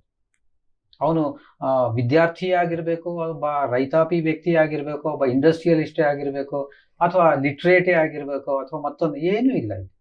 ಯಾಕಂದ್ರೆ ಈ ಧ್ಯಾನಕ್ಕೆ ಭಾಷೆನೇ ಇಲ್ಲ. ಅನ್ಲಿಮಿಟೆಡ್ ಆಗಿ ನಾನು ಎಲ್ಲರಿಗೂ ಕೂಡ ಹೇಳಿಕೊಡುವಂಥ ಸಂದರ್ಭ ನನಗೆ ಬಂತು. ಹಾಗಾಗಿ ಮೊದಲು ಏನು ಫ್ರೆಂಡ್ಶಿಪ್ ಇತ್ತೋ ಕಾಲೇಜ್ನಲ್ಲಿ ಇದ್ದಾಗ, ಧ್ಯಾನಕ್ಕೆ ಬಂದ ಮೇಲೆ ಆ ಫ್ರೆಂಡ್ಶಿಪ್ಪಿನ ಪ್ರಮಾಣ ಇದೆಯಲ್ಲ, ಅದು ದ್ವಿಗುಣ ಅಲ್ಲ, ಒಂದು 10 times ಜಾಸ್ತಿ ಆಯಿತು ಅಂತ ಇಟ್ಕೊಳ್ಳಿ. ಇದು ಪತ್ರಿ ಸರ್ ಕೂಡ ಅವಾಗ ಹೇಳ್ತಾರೆ. ಸೊ ನಮ್ಮ ಆಸ್ತಿ ಯಾವುದು ಅಂತಂದ್ರೆ, ಧ್ಯಾನ ಮೂಲಕ ಎಲ್ಲಿ ಊರಿಗೆ ಹೋದ್ರೆ ಅಲ್ಲಿ ಫ್ರೆಂಡ್ಶಿಪ್ ಇರ್ತಾರೆ, ಅಂದ್ರೆ ಫ್ರೆಂಡ್ಸ್ ಇರ್ತಾರೆ. ಈ ಮಿತ್ರತ್ವ ಅನ್ನೋದು ತುಂಬಾ ಜಾಸ್ತಿ ಆಯಿತು. ಆ ಮಿತ್ರತ್ವದಿಂದ ಕಲ್ತಿರೋದು ತುಂಬಾ ಜಾಸ್ತಿ. ಹಾಗಾಗಿ ಇದು ನನ್ನ ಧ್ಯಾನದ ಮೊದಲ ಜೀವನ ಮತ್ತೆ ನಂತರದ ಜೀವನ. ಇನ್ನೊಂದು ಹೇಳಬೇಕು ಅಂತಂದ್ರೆ, ನಂತರದ ಜೀವನದಲ್ಲಿ ಬಾಯಿ ಬಿಟ್ರೆ ಈಗ ಆತ್ಮಜ್ಞಾನ. ಸೊ ಏನಾದ್ರೂ ಒಂದು ವಿಷಯನ ತೆಗಿಬೇಕು ಅಂದ್ರೆ ಎಲ್ಲಿಯೋ ಒಂದು ಲಿಂಕ್ ಅಲ್ಲಿ, ತಮಾಷೆನಲ್ಲಿಯೂ ಕೂಡ ಆತ್ಮಜ್ಞಾನದ ವಿಚಾರ ಕೊನೆಗೆ ಎಂಡ್ ಆಗುತ್ತೆ. ಇದು ನನ್ನ ಒಂದು ಬೆಳವಣಿಗೆಯಲ್ಲಿ ಕಂಡುಕೊಂಡಿರ್ತಕ್ಕಂಥ ಒಂದು ಅಂಶ ಅಂತ ನಾನು ಹೇಳ್ಕೋಬಹುದು. ದಟ್ ಈಸ್ ಹಾಗಾಗಿ 24 ಗಂಟೆ 7 ದಿನ 365 ದಿನದಲ್ಲಿ, ವರ್ಷದ 365 ದಿನಗಳು ಎಲ್ಲ ಸಹ ತಾವು ಆತ್ಮಜ್ಞಾನದ ಜೊತೆ ಸತ್ಯ ದರ್ಶನದ ಜೊತೆನೆ ನಿಮ್ಮ ಜೀವನವನ್ನು ಸಾಗಿಸುತ್ತಿದ್ದೀರಾ ಅಂತ ಹೇಳಿದ್ರೆ ನಿಜವಾಗ್ಲೂ ತಪ್ಪಾಗ್ಲಾರ್ದು. ಮಾತೇನಿಲ್ಲ. 365 ದಿವಸಗಳಲ್ಲಿ ಸಾಕಷ್ಟು ದಿನಗಳು, ಸಾಕಷ್ಟು ಗಂಟೆಗಳು ಬಹುಶಃ ಈ ಚಿಂತನೆಯಲ್ಲಿ, ಈ ಒಂದು ಜೊತೆ. ಓಕೆ, ಖಂಡಿತ. ಓಕೆ. ತಮಗೆ ಪತ್ರಿಜಿ ಅವರ ಒಂದು ಮಿಲನ ಅಂದ್ರೆ ಅವರ ಒಂದು ಬಾಂಧವ್ಯ ಸಂಬಂಧ ಹೇಗೆ ಸ್ಟಾರ್ಟ್ ಆಯ್ತು, ಹೇಗೆ ಪ್ರಾರಂಭವಾಯ್ತು, ಯಾವಾಗ ನೀವು ಭೇಟಿ ಆದ್ರಿ? That is great. ಈ ವಿಷಯದ ಬಗ್ಗೆ ಮಾತಾಡ್ಬೇಕು ಅಂತ ಇದ್ದೆ, ಪ್ರಶ್ನೆ ಬಂತು. ಯಾಕೆಂದ್ರೆ ಆ ಒಂದು ವ್ಯಕ್ತಿಯ ಶಕ್ತಿಯ ವಿಚಾರವನ್ನ ನಾವು ನೆನಪು ಮಾಡ್ಕೊಳ್ಳದೆ ಇದ್ರೆ ಈ ಸಂವಾದ ಅನ್ನೋದು, ಸಂದರ್ಶನ ಅನ್ನೋದು ಇನ್ಕಂಪ್ಲೀಟ್ ಮತ್ತೆ ಮೀನಿಂಗ್ಲೆಸ್. ಪ್ರಶ್ನೆ ತುಂಬಾ ಚೆನ್ನಾಗಿ. ಯಾಕೆಂತಂದ್ರೆ ಆ ಪತ್ರಿಜಿಯವರ ಬಗ್ಗೆ ಹೆಸರನ್ನ ನೆನಪಿಸ್ಕೊಂಡ್ರೆ ರೋಮಾಂಚನವಾಗುತ್ತೆ. Multi dimensional character. 2006 ಅಲ್ಲೇ ಭೇಟಿ ಆಯಿತು. ಯಾಕೆಂದ್ರೆ ಗೌರಿಬಿದನೂರಿನಲ್ಲಿ ಯಾವಾಗ ಈ ಧ್ಯಾನದ ಪರಿಣಾಮ, ಧ್ಯಾನದ ಅನುಭವ ತುಂಬಾ ಜಾಸ್ತಿ ಆಗ್ತಾ ಹೋಯ್ತೋ, ಸುಮಾರು ಜನ ಈ ಧ್ಯಾನದ ಪ್ರಚಾರದಲ್ಲಿ ಪಾಲ್ಗೊಂಡ್ರು. ಆದರೆ ಕಟ್ಟುನಿಟ್ಟಾದ ಒಂದು ಗಟ್ಟಿಯಾದ ಟೀಮ್ ಒಂದು 15 ಜನ ಇದ್ವಿ ಗೌರಿಬಿದನೂರಿನಲ್ಲಿ. ತಕ್ಷಣದಲ್ಲಿ ಆಲೋಚನೆ ಮಾಡಿದ್ವಿ, ಸೊ ಈ ಧ್ಯಾನದ ಪ್ರಚಾರವನ್ನ ಇನ್ನಷ್ಟು ಜಾಸ್ತಿ ಮಾಡಬೇಕು, ಅದಕ್ಕಾಗಿ ಗುರುಗಳನ್ನೇ ಕರೆಸಬೇಕು. 2006 ಅಲ್ಲಿ ಗುರುಗಳನ್ನೇ ಗೌರಿಬಿದನೂರಿಗೆ ಒಂದು ದಿವಸದ ಕಾರ್ಯಕ್ರಮ ಮಾಡೋದು. ಅಷ್ಟೊತ್ತಿಗಾಗಲೇ ಒಂದಷ್ಟು ವಿಚಾರ, ಏನು ಸಂಗೀತ ಧ್ಯಾನ ಅಂತೆ, ಸಾಮೂಹಿಕ ಸಂಗೀತ ಧ್ಯಾನ ಅಂತೆ, 1 ಡೇ ವರ್ಕ್ಶಾಪ್ ಅಂತೆ, ಇದೆಲ್ಲ ಕೂಡ ನಡೀತಾ ಇತ್ತು. ಆಗ ನಾವು ಪತ್ರಿ ಸರ್ನೇ ಕರೆಸ್ಬಿಡೋಣ. ಕರೆಸೋದಿಕ್ಕೆ ನಾವು ಮತ್ತೆ ಮೊದಲು ಅವ್ರನ್ನ ಭೇಟಿ ಮಾಡ್ಬೇಕಲ್ವಾ. ಆ ಭೇಟಿ ಮಾಡ್ಲಿಕ್ಕಾಗಿ ಬೆಂಗಳೂರಿಗೆ ಬಂದ್ವಿ. ಬೆಂಗಳೂರಿಗೆ ಬಂದಾಗ ಒಬ್ಬರ ಮನೆಯಲ್ಲಿ, ಮೋಸ್ಟ್ಲಿ ನರಸಿಂಹರಾವ್ ಅಂತ ಹೇಳಿ ಒಬ್ಬರು ಮೆಡಿಟೇಟರ್, ಇಲ್ಲಿ ಜಯನಗರದಲ್ಲಿ, ಅವ್ರ ಮನೆಯಲ್ಲಿ ಅವರು ವಾಸ್ತವ್ಯ ಇದ್ರು, ಬಂದಿದ್ರು. ಭೇಟಿ ಮಾಡಿದ್ವಿ. ಭೇಟಿ ಮಾಡಿದಾಗ ಹೀಗೀಗೆ ರೈಟ್. ಮೊಟ್ಟ ಮೊದಲ ಭೇಟಿಯಲ್ಲಿಯೇ ನನಗೆ ತುಂಬಾ ಸಂತೋಷ ಆಗಿದ್ದು ಅಂತಂದ್ರೆ, ತುಂಬಾ ವರ್ಷಗಳಿಂದ ಪರಿಚಯ ಇದೆ ಅನ್ನುವ ರೀತಿಯಲ್ಲಿ ಮಾತಾಡಿದ್ರು. ಫಸ್ಟ್ ವಿಸಿಟ್ ಅಲ್ಲಿಯೇ ನನಗೆ ನನಗೂ ಪರಿಚಯವೇ ಇಲ್ಲ, ನಮ್ಮ ಟೀಮ್ಗೂ ಪರಿಚಯ ಇಲ್ಲ. ಆದರೆ ಆ ಮೊಟ್ಟ ಮೊದಲ ಭೇಟಿಯಲ್ಲಿಯೇ ಏನು ಅನೇಕ ವರ್ಷಗಳಿಂದಲೇ ನಾವು ಪರಿಚಯ ಇದ್ದೀವಿ, ಅಷ್ಟು ಆಪ್ಯಾಯತೆಯಿಂದ, ಅಷ್ಟು ಪ್ರೀತಿಯಿಂದ, ಅಷ್ಟು ಆತ್ಮೀಯತೆಯಿಂದ ಸರ್ ಅನ್ನೋದೇನು, ಸ್ವಾಮೀಜಿ ಅನ್ನೋದೇನು, ಹೆಸರಿಟ್ಟು ಗೌರವ ಕೊಡೋದೇನು. ಸೊ ಇಂಥ ಫಸ್ಟ್ ಸೈಟ್ ಇದೆಯಲ್ಲ, ಮೊಟ್ಟ ಮೊದಲ ಭೇಟಿಯಲ್ಲಿಯೇ ನಾವೇನು ಹೇಳ್ತೀವಿ, ನಮ್ಮ ಸಾಮಾನ್ಯ ಫಿದಾ ಆಗೋದು, ಸರೆಂಡರ್ ಆಗೋದು, ಕಂಪ್ಲೀಟ್ ಸರೆಂಡರ್. ಮಾತುಕತೆ ಆಗ್ತಾ ಇತ್ತು. ಕೂತ್ಕೊಂಡು ಅವ್ರು ಎಲ್ಲಿ ಕೂತಿದ್ರು ಅಲ್ಲಿಯ ಪಕ್ಕದಲ್ಲೇ ದಟ್ ಇಸ್ ಅನದರ್ ಥಿಂಗ್. ಒಬ್ಬ ಗುರು ಆಗಿರ್ತಕ್ಕಂಥವ್ರು, ಜಗದ್ಗುರು ಆಗಿರ್ತಕ್ಕಂಥವ್ರು, ಒಬ್ಬ ಸಾಮಾನ್ಯ ವ್ಯಕ್ತಿ, ಪರಿಚಯನೇ ಇಲ್ಲದೆ ಇರ್ತಕ್ಕಂಥ ವ್ಯಕ್ತಿ, ಅಂಥವ್ರನ್ನ ಕರೆದು ಪಕ್ಕದಲ್ಲೇ ಕೂಡಿಸಿ ಮಾತಾಡೋದು.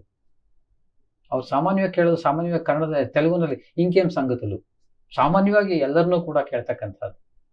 ಸೊ ಆ ರೀತಿಯಲ್ಲಿ ತೀರಾ ಆತ್ಮೀಯತೆಯಾಗಿ ನಮ್ಮನ್ನ ಇಂಥ ಅನೇಕ ಮಾಸ್ಟರ್ಸ್ ಅನ್ನ ಅವರು ಭೇಟಿಯಾದಾಗ ಮಾತಾಡ್ತಾನೆ ಇರ್ತಾರೆ. ನಮಗೂ ಅದೇ ರೀತಿಯ ಅನುಭವ ಆಯಿತು. ಫಸ್ಟ್ ಭೇಟಿ ಅದಾಯ್ತು. ಆ ನಂತರ ಭೇಟಿ ಆದ್ಮೇಲೆ ಆಸ್ ಇಫ್, ಯಾಕಂದ್ರೆ ಅವರೇ ಅಷ್ಟು ಸಲೀಸಾಗಿದ್ದಾಗ, ತುಂಬಾ ಫ್ರೀ ಆಗಿದ್ದಾಗ, ನಾವು ಕೂಡ ಅದನ್ನ ಅರ್ಥ ಮಾಡ್ಕೊಂಡು ಮುಂದುವರಿತಾ. ಸೊ ಇವತ್ತು ನಾನು ಹೇಳೋದಾದ್ರೆ ತುಂಬಾ ಈಸಿಯಾಗಿ, ನಮ್ಗೇನು ಅದು ಅನ್ಸೋದೇ ಇಲ್ಲ. ನಮ್ಮ ತಂದೆಯವರೋ ಅಥವಾ ನಮ್ಮ ಹಿರಿಯರೋ ಯಾರೋ ಇದ್ದಾರೆ ಜೊತೆಗೆ, ಸೊ ಅವ್ರ ಜೊತೆ ಕೂತ್ಕೊಂಡು ಮಾತಾಡಬೇಕು, ತೀರಾ ಹತ್ತಿರದಿಂದ. ಸೊ ಆ ರೀತಿಯಲ್ಲಿ ಮೊದಲ ಸಂಪರ್ಕ, ಮೊದಲ ಒಂದು ಮಿಲನದಲ್ಲಿಯೇ ಅಥವಾ ಭೇಟಿಯಲ್ಲಿಯೇ ತುಂಬಾ ವಿಶೇಷವಾದ ಒಂದು ಅನುಭವ ನಮಗೆ ಸಿಗ್ತಾ ಹೋಯಿತು. ಅದು ಪತ್ರಿಜಿಯವರ ಜೊತೆಯಲ್ಲಿ ಮೊಟ್ಟ ಮೊದಲು. ಆನಂತರ ಬಿಡಿ, ಅವರ ಜೊತೆಯಲ್ಲಿ ಅನೇಕ ಸಂದರ್ಭಗಳಲ್ಲಿ ಜೊತೆಯಲ್ಲಿದ್ದದ್ದು.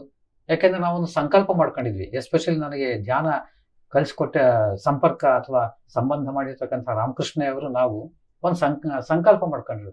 ಒಂದು 500 ಕಿಲೋಮೀಟರ್ ದೂರದಲ್ಲಿ ಎಲ್ಲಿದ್ರು ಕೂಡ ನಾವು ಪತ್ರಿ ಸರ್ ಕ್ಲಾಸಿಗೆ ಅಟೆಂಡ್ ಮಾಡಬೇಕು.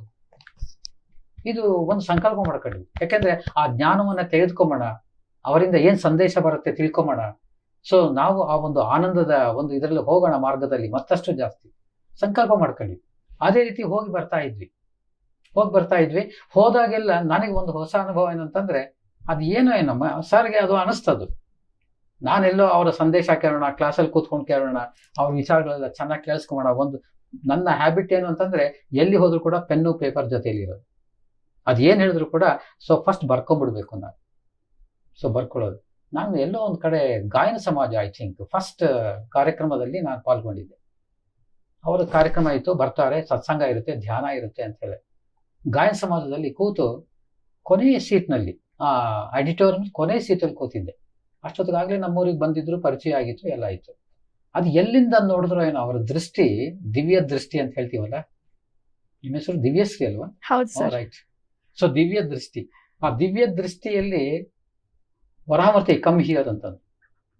ಅಷ್ಟೊತ್ತಿಗೆ ಪತ್ರಿ ಸರ್ ಬಗ್ಗೆ ಕೆಲವರು ಹೇಳಿದ್ರು, ತುಂಬಾ ಕೋಪಿಸ್ಟ್ರು, ತುಂಬಾ ಹುಷಾರಾಗಿರ್ಬೇಕು, ಒಂದು ಸಣ್ಣ ಮಿಸ್ಟೇಕ್ ಆದ್ರೂ ಕೂಡ ಒದಿತಾರೆ, ಹೊಡಿತಾರೆ, ಬೈತಾರೆ ಅಂತ ಹೇಳಿ. ಆ ಒಂದು ಹಿನ್ನೆಲೆಯಲ್ಲಿ ಭಯ ಆಯ್ತು ನನಗೆ. ಓ, ಏನ್ ತಪ್ಪಾಗಿದೆ ನನ್ನ ಕಡೆಯಿಂದ ಏನ್ ತಪ್ಪಾಗಿದೆ ನೋಡೋಣ ಅಂತ ಹೇಳಿ ಕರೆದ್ರು. 2-3 ಸತಿ ಕರೆದ್ರು. ಸ್ವಾಮಿ ನಾನಾ ಅಂತ, ಎಸ್ ಕಮ್ ಹಿಯರ್ ಅಂತ ಕರೆದ್ರು ಸ್ಟೇಜ್ ಮೇಲೆ. ಅವ್ರ ಹಿಂದೆ ಹೋಗಿ ನಿಂತ್ಕೊಂಡೆ ನಾನು. ಪಕ್ಕದಲ್ಲಿ ಒಬ್ರು ಕೂತಿದ್ರು ಚೇರ್ ಮೇಲೆ. ಅವ್ರನ್ನ ಎಬ್ಬಿಸ್ಬಿಟ್ಟು ಯು ಜಸ್ಟ್ ಗೋ ದೇರ್ ಅಂತಂದ್ರು. ಆಮೇಲೆ ನನಗೆ ಕರೆದ್ಬಿಟ್ಟು ಕಮ್ ಸಿಟ್ ಹಿಯರ್ ಅಂತ. ಇನ್ನಷ್ಟು ಭಯ ಆಯ್ತು. ಇವತ್ತೇನೋ ಗ್ರಹಚಾರ ಇದೆ, ಏನಾಗುತ್ತೋ ಏನೋ ಗೊತ್ತಿಲ್ಲ ಅಂತ ಹಂಗೆ ಕೂತ್ಕೊಂಡೆ. ತುಂಬಾ ಪ್ರೀತಿಯಿಂದ ಹೇಳಿದ್ರು. ಪ್ರೀತಿಯಿಂದ ಹೇಳಿ, sit here, whatever I express in Telugu or English, you just translate into Kannada ಅಂತ. ಅವಾಗ ಇನ್ನೂ ಸ್ವಲ್ಪ ಭಯ ಆಯ್ತು. ಯಾಕೆಂದ್ರೆ ಏಕ್ದಮ್ ಒಂದು ಆತ್ಮಜ್ಞಾನವನ್ನ ಒಬ್ಬ ಗುರುಗಳು ಹೇಳ್ತಾ ಇರ್ತಕ್ಕಂಥದ್ದನ್ನ ತಕ್ಷಣದಲ್ಲಿ ಕನ್ನಡಾನುವಾದ ಮಾಡಿ ಹೇಳಬೇಕು ಅಂತಂದ್ರೆ ಸ್ವಲ್ಪ ಭಯನೇ ಆಯ್ತು. ಆದರೆ ಪ್ರಾರಂಭದಲ್ಲಿ 1-2 ನಿಮಿಷ, 5 ನಿಮಿಷ ಭಯ ಇತ್ತೇನೋ. ಆಮೇಲೆ ಎಸ್ ಕಂಟಿನ್ಯೂ. ನಿರ್ಭೀತಿಯಿಂದ ನಾನು ಅವ್ರು ಏನ್ ಹೇಳ್ತಾ ಇದ್ರು ಅದನ್ನ ಗಮನವಿಟ್ಟು ಕೇಳಿಸ್ಕೊಂಡು, ಕನ್ನಡಾನುವಾದ ಬದಲು ಕನ್ನಡದ ಭಾವಾನುವಾದ, ಯಾಕೆಂದ್ರೆ ಅನುವಾದ ಭಾವಾನುವಾದ ತುಂಬಾ ಮುಖ್ಯ ಅಲ್ಲಿ. ನಾನು ಅನುಭವಿಸ್ಬೇಕು ಅದನ್ನ. ಅವ್ರು ಏನ್ ಹೇಳ್ತಾರೆ ಅಂತ ತಿಳ್ಕೊಂಡು ಅನುಭವಿಸಿ, ಆ ಅನುಭವಿಸಿದ್ದನ್ನ ಮತ್ತೆ ನನ್ನ ಭಾಷೆಯಲ್ಲಿ, ಅಂದ್ರೆ ಕನ್ನಡ ಭಾಷೆಯಲ್ಲಿ ಹೇಳ್ತಕ್ಕಂಥ. ಸೊ ಅಲ್ಲಿಂದ ಪತ್ರಿಜಿಯವರ ಜೊತೆಗೆ ಜ್ಞಾನದ ಪಯಣ ಆಯ್ತು. ಜ್ಞಾನವನ್ನ ವೃದ್ಧಿ ಮಾಡ್ಕೊಳ್ಳೋದಕ್ಕೆ ಪತ್ರಿಜಿ ಜೊತೆಗೆ ನನಗೊಂದು ಅವಕಾಶ ಸಿಕ್ತು. ಹೋದ ಕಡೆ ಎಲ್ಲ ಕರಿತಾ ಇದ್ರು, ಸೊ ಕನ್ನಡದಲ್ಲಿ ನೀನು ಟ್ರಾನ್ಸ್ಲೇಟ್ ಮಾಡು ಅಂತ ಹೇಳಿ. ನಾನು ಬೇರೆಯವ್ರಿಗೇನೋ ಚೆನ್ನಾಗಿ ಹೇಳ್ಕೊಡ್ತಾ ಇದ್ದೀನಿ ಅನ್ನೋ ಬದಲು ನನಗನ್ಸಿದ್ದೇನು ಅಂತಂದ್ರೆ, ಪತ್ರಿಜಿ ಅವರೇ ನನಗೆ ಡೈರೆಕ್ಟ್ ಆಗಿ ಆತ್ಮಜ್ಞಾನದ ಬಗ್ಗೆ ಕ್ಲಾಸ್ ತಗೊಳ್ತಾ ಇದ್ದಾರೆ, ಮಾಡ್ತಾ ಇದ್ದಾರೆ, ಹೇಳ್ಕೊಡ್ತಾ ಇದ್ದಾರೆ, ಆ ಜ್ಞಾನವನ್ನ ನನಗೆ ಕೊಡ್ತಾ ಇದ್ದಾರೆ. ಆ ಆನಂದ ನನಗೆ ಸಿಕ್ಕಿದೆ. ಇವತ್ತಿಗೂ ಕೂಡ ನಾನು ಅನುಭವಿಸ್ತಾ ಇದ್ದೀನಿ. ಬಹುಶಃ ಇವತ್ತೇನಾದ್ರೂ ಅದ್ರ ಬಗ್ಗೆ ಮಾತಾಡ್ತೀನಿ ಅಂತಂದ್ರೆ ಅದು ನೇರ ಅವರ ಜ್ಞಾನದ ತರಗತಿ ಅಂತ ಇದು ನನ್ನಲ್ಲಿ ಭಾವಿಸ್ತೇನೆ.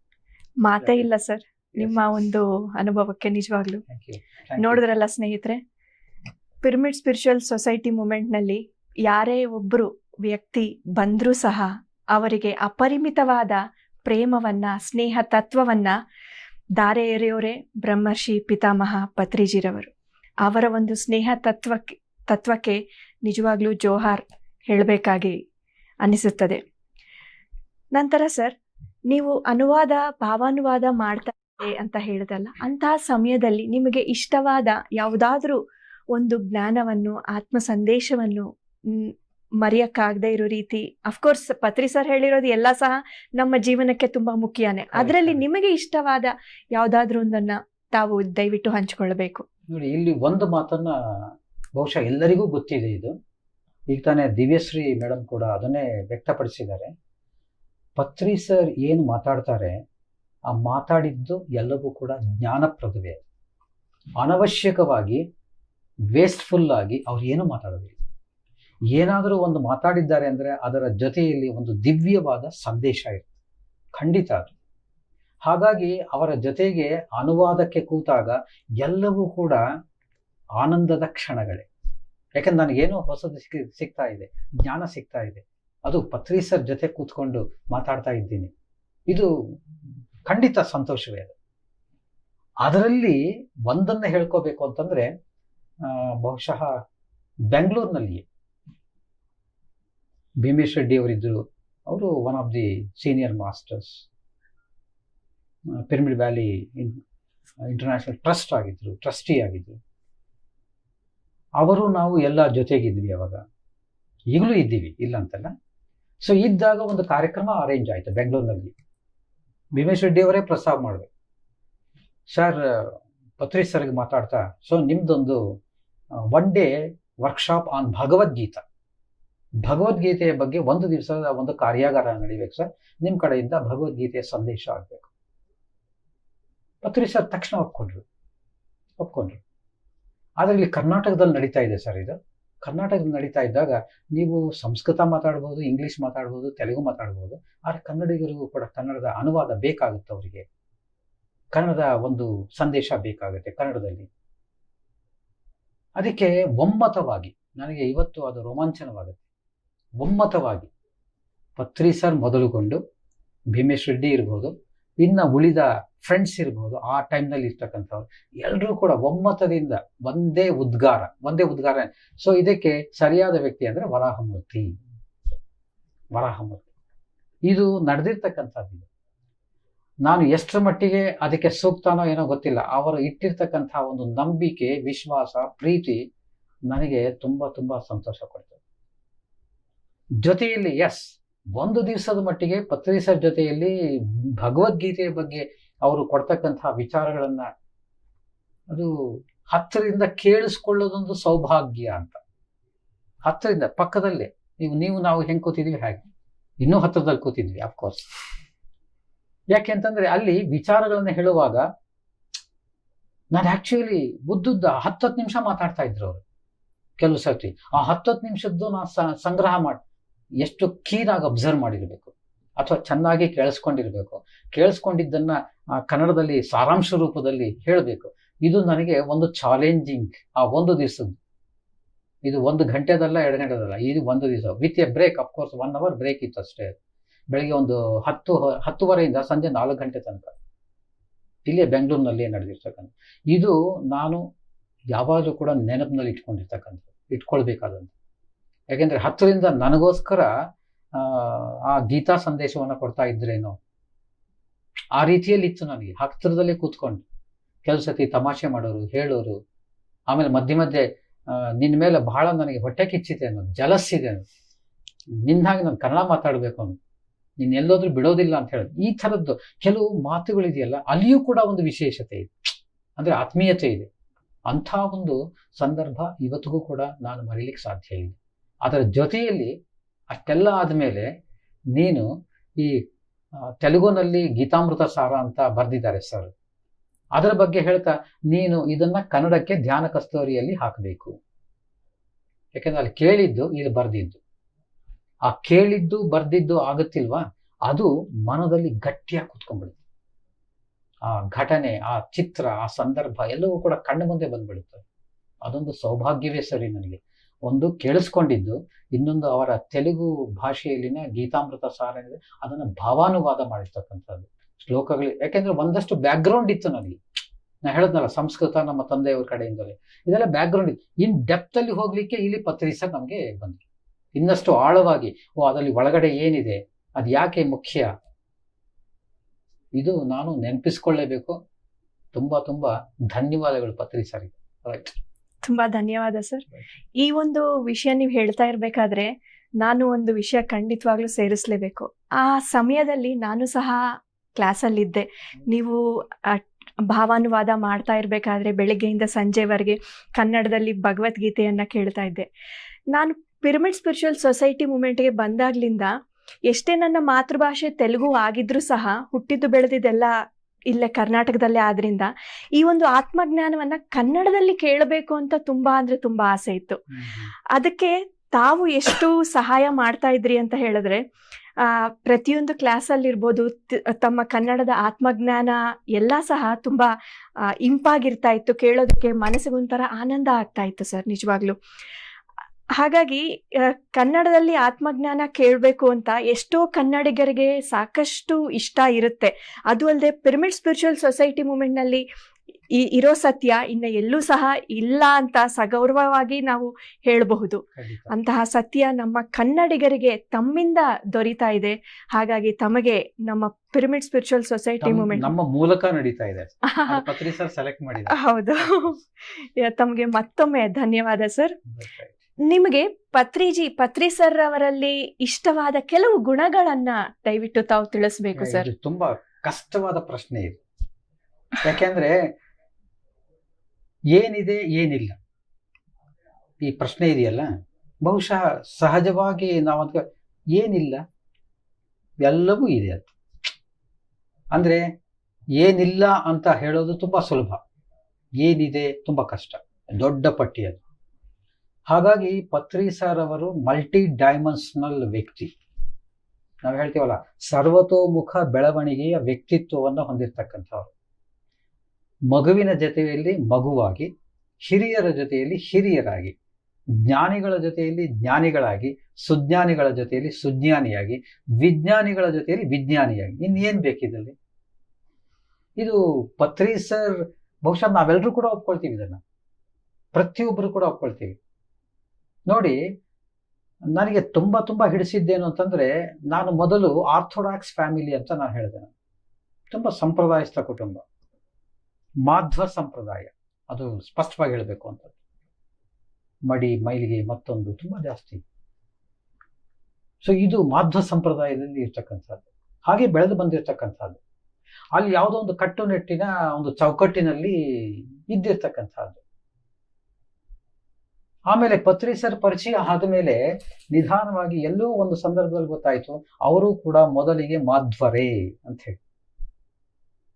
ಅದನ್ನು ಕೇಳಿ ತುಂಬಾ ಸಂತೋಷ ಆಯ್ತು. ಯಾಕಂದ್ರೆ ನನ್ನ ಒಂದು ಪರಿಮಿತಿಯಲ್ಲಿ ಇದ್ದವನು ನಾನು ಆಚೆಗೆ ಬರೋದಕ್ಕೆ ಈಸಿ ಆಯ್ತು. ಗುರುಗಳೇ ಮಾಧ್ವರು, ಅವರೇ ಈ ಮಾರ್ಗದಲ್ಲಿ ಇದ್ದಾರೆ ಅಂದ್ರೆ ಸತ್ಯ ಮಾರ್ಗ. ಮಾರ್ಗ ಅಂತಂದ್ರೆ ಏನು, ಬೇರೆ ಮಾರ್ಗ, ಆನಂದಮಯ ಮಾರ್ಗದಲ್ಲಿದ್ದಾರೆ, ಸತ್ಯ ಮಾರ್ಗದಲ್ಲಿದ್ದಾರೆ. ಸೊ ಅವರೇ ಹಾಗಿದ್ದಾಗ ನಾನು ಯಾಕೆ ಇರಬಾರದು?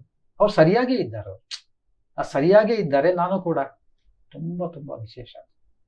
ನನಗೆ ತಕ್ಷಣದಲ್ಲಿ ಮನೆಯಲ್ಲಿ ಸಂವಾದ ನಡೀತಾ ಇತ್ತು, ವಾದ ನಡೀತಾ ಇತ್ತು. ಅದು ಹೇಗೆ, ಇದು ಹೇಗೆ, ಈ ಧ್ಯಾನ ಅಂತ ಇಟ್ಕೊಂಡ್ರೆ ಅದು ಮತ್ತೊಂದು ಹೇಗೆ, ಏನು ಇಲ್ಲ. ಕೊನೆಗೆ ಸಂದರ್ಭ ಬಂದಾಗ ನಾನು ಇದನ್ನೇ ಹೇಳ್ತಾ ಇದ್ದೆ. ನಮ್ಮ ಕೆಲವರು ಯಾರು ವಾದ ಮಾಡ್ತಾ ಇದ್ರು ಅವರಿಗೆ ನಾನು ಇದನ್ನೇ, ಗುರುಗಳು ಅಂಥವರೇ ಮಾಧ್ವರು, ಮಾಧ್ವ ಸಂಪ್ರದಾಯ, ಅವರು ಇದನ್ನು ಹೇಳ್ತಾ ಇದ್ದಾರೆ. ಸತ್ಯ ಇದು, ಅವರ ಮಾರ್ಗದಲ್ಲಿ ನಾನಿದ್ದೇನೆ, ತಪ್ಪೇನೂ ಇಲ್ಲ. ಇದು ಒಂದು. ಇನ್ನೊಂದು ವಿಶೇಷ ಅಂತಂದ್ರೆ, ನಾನು ಒಂದು ಅಭ್ಯಾಸ ಇತ್ತು ಕಾಲೇಜಿಗೆ ಹೋಗ್ತಾ ಇದ್ದಾಗ, ಅಥವಾ ಬಿಫೋರ್ ಕಮಿಂಗ್ ಟು ಮೆಡಿಟೇಷನ್, ಒಂದು ಅಭ್ಯಾಸ ಇತ್ತು. ಮನೆಯಿಂದ ಹೊರಟ್ರೆ ಅದು ಏಕಾಸಿ ಆಗಲಿ ದ್ವಾಸಿ ಆಗಲಿ, ಯಾವುದೇ ದಿವಸ ಆಗಲಿ, ಬೆಳಿಗ್ಗೆ ಆಗಲಿ ರಾತ್ರಿ ಆಗಲಿ ಹಗಲಾಗಲಿ, ಯಾವುದೇ ಸಂದರ್ಭ ಆಗಲಿ, ಹಣೆಗೆ ಬಟ್ಟು ಇಡ್ತಾ ಇದ್ದೆ.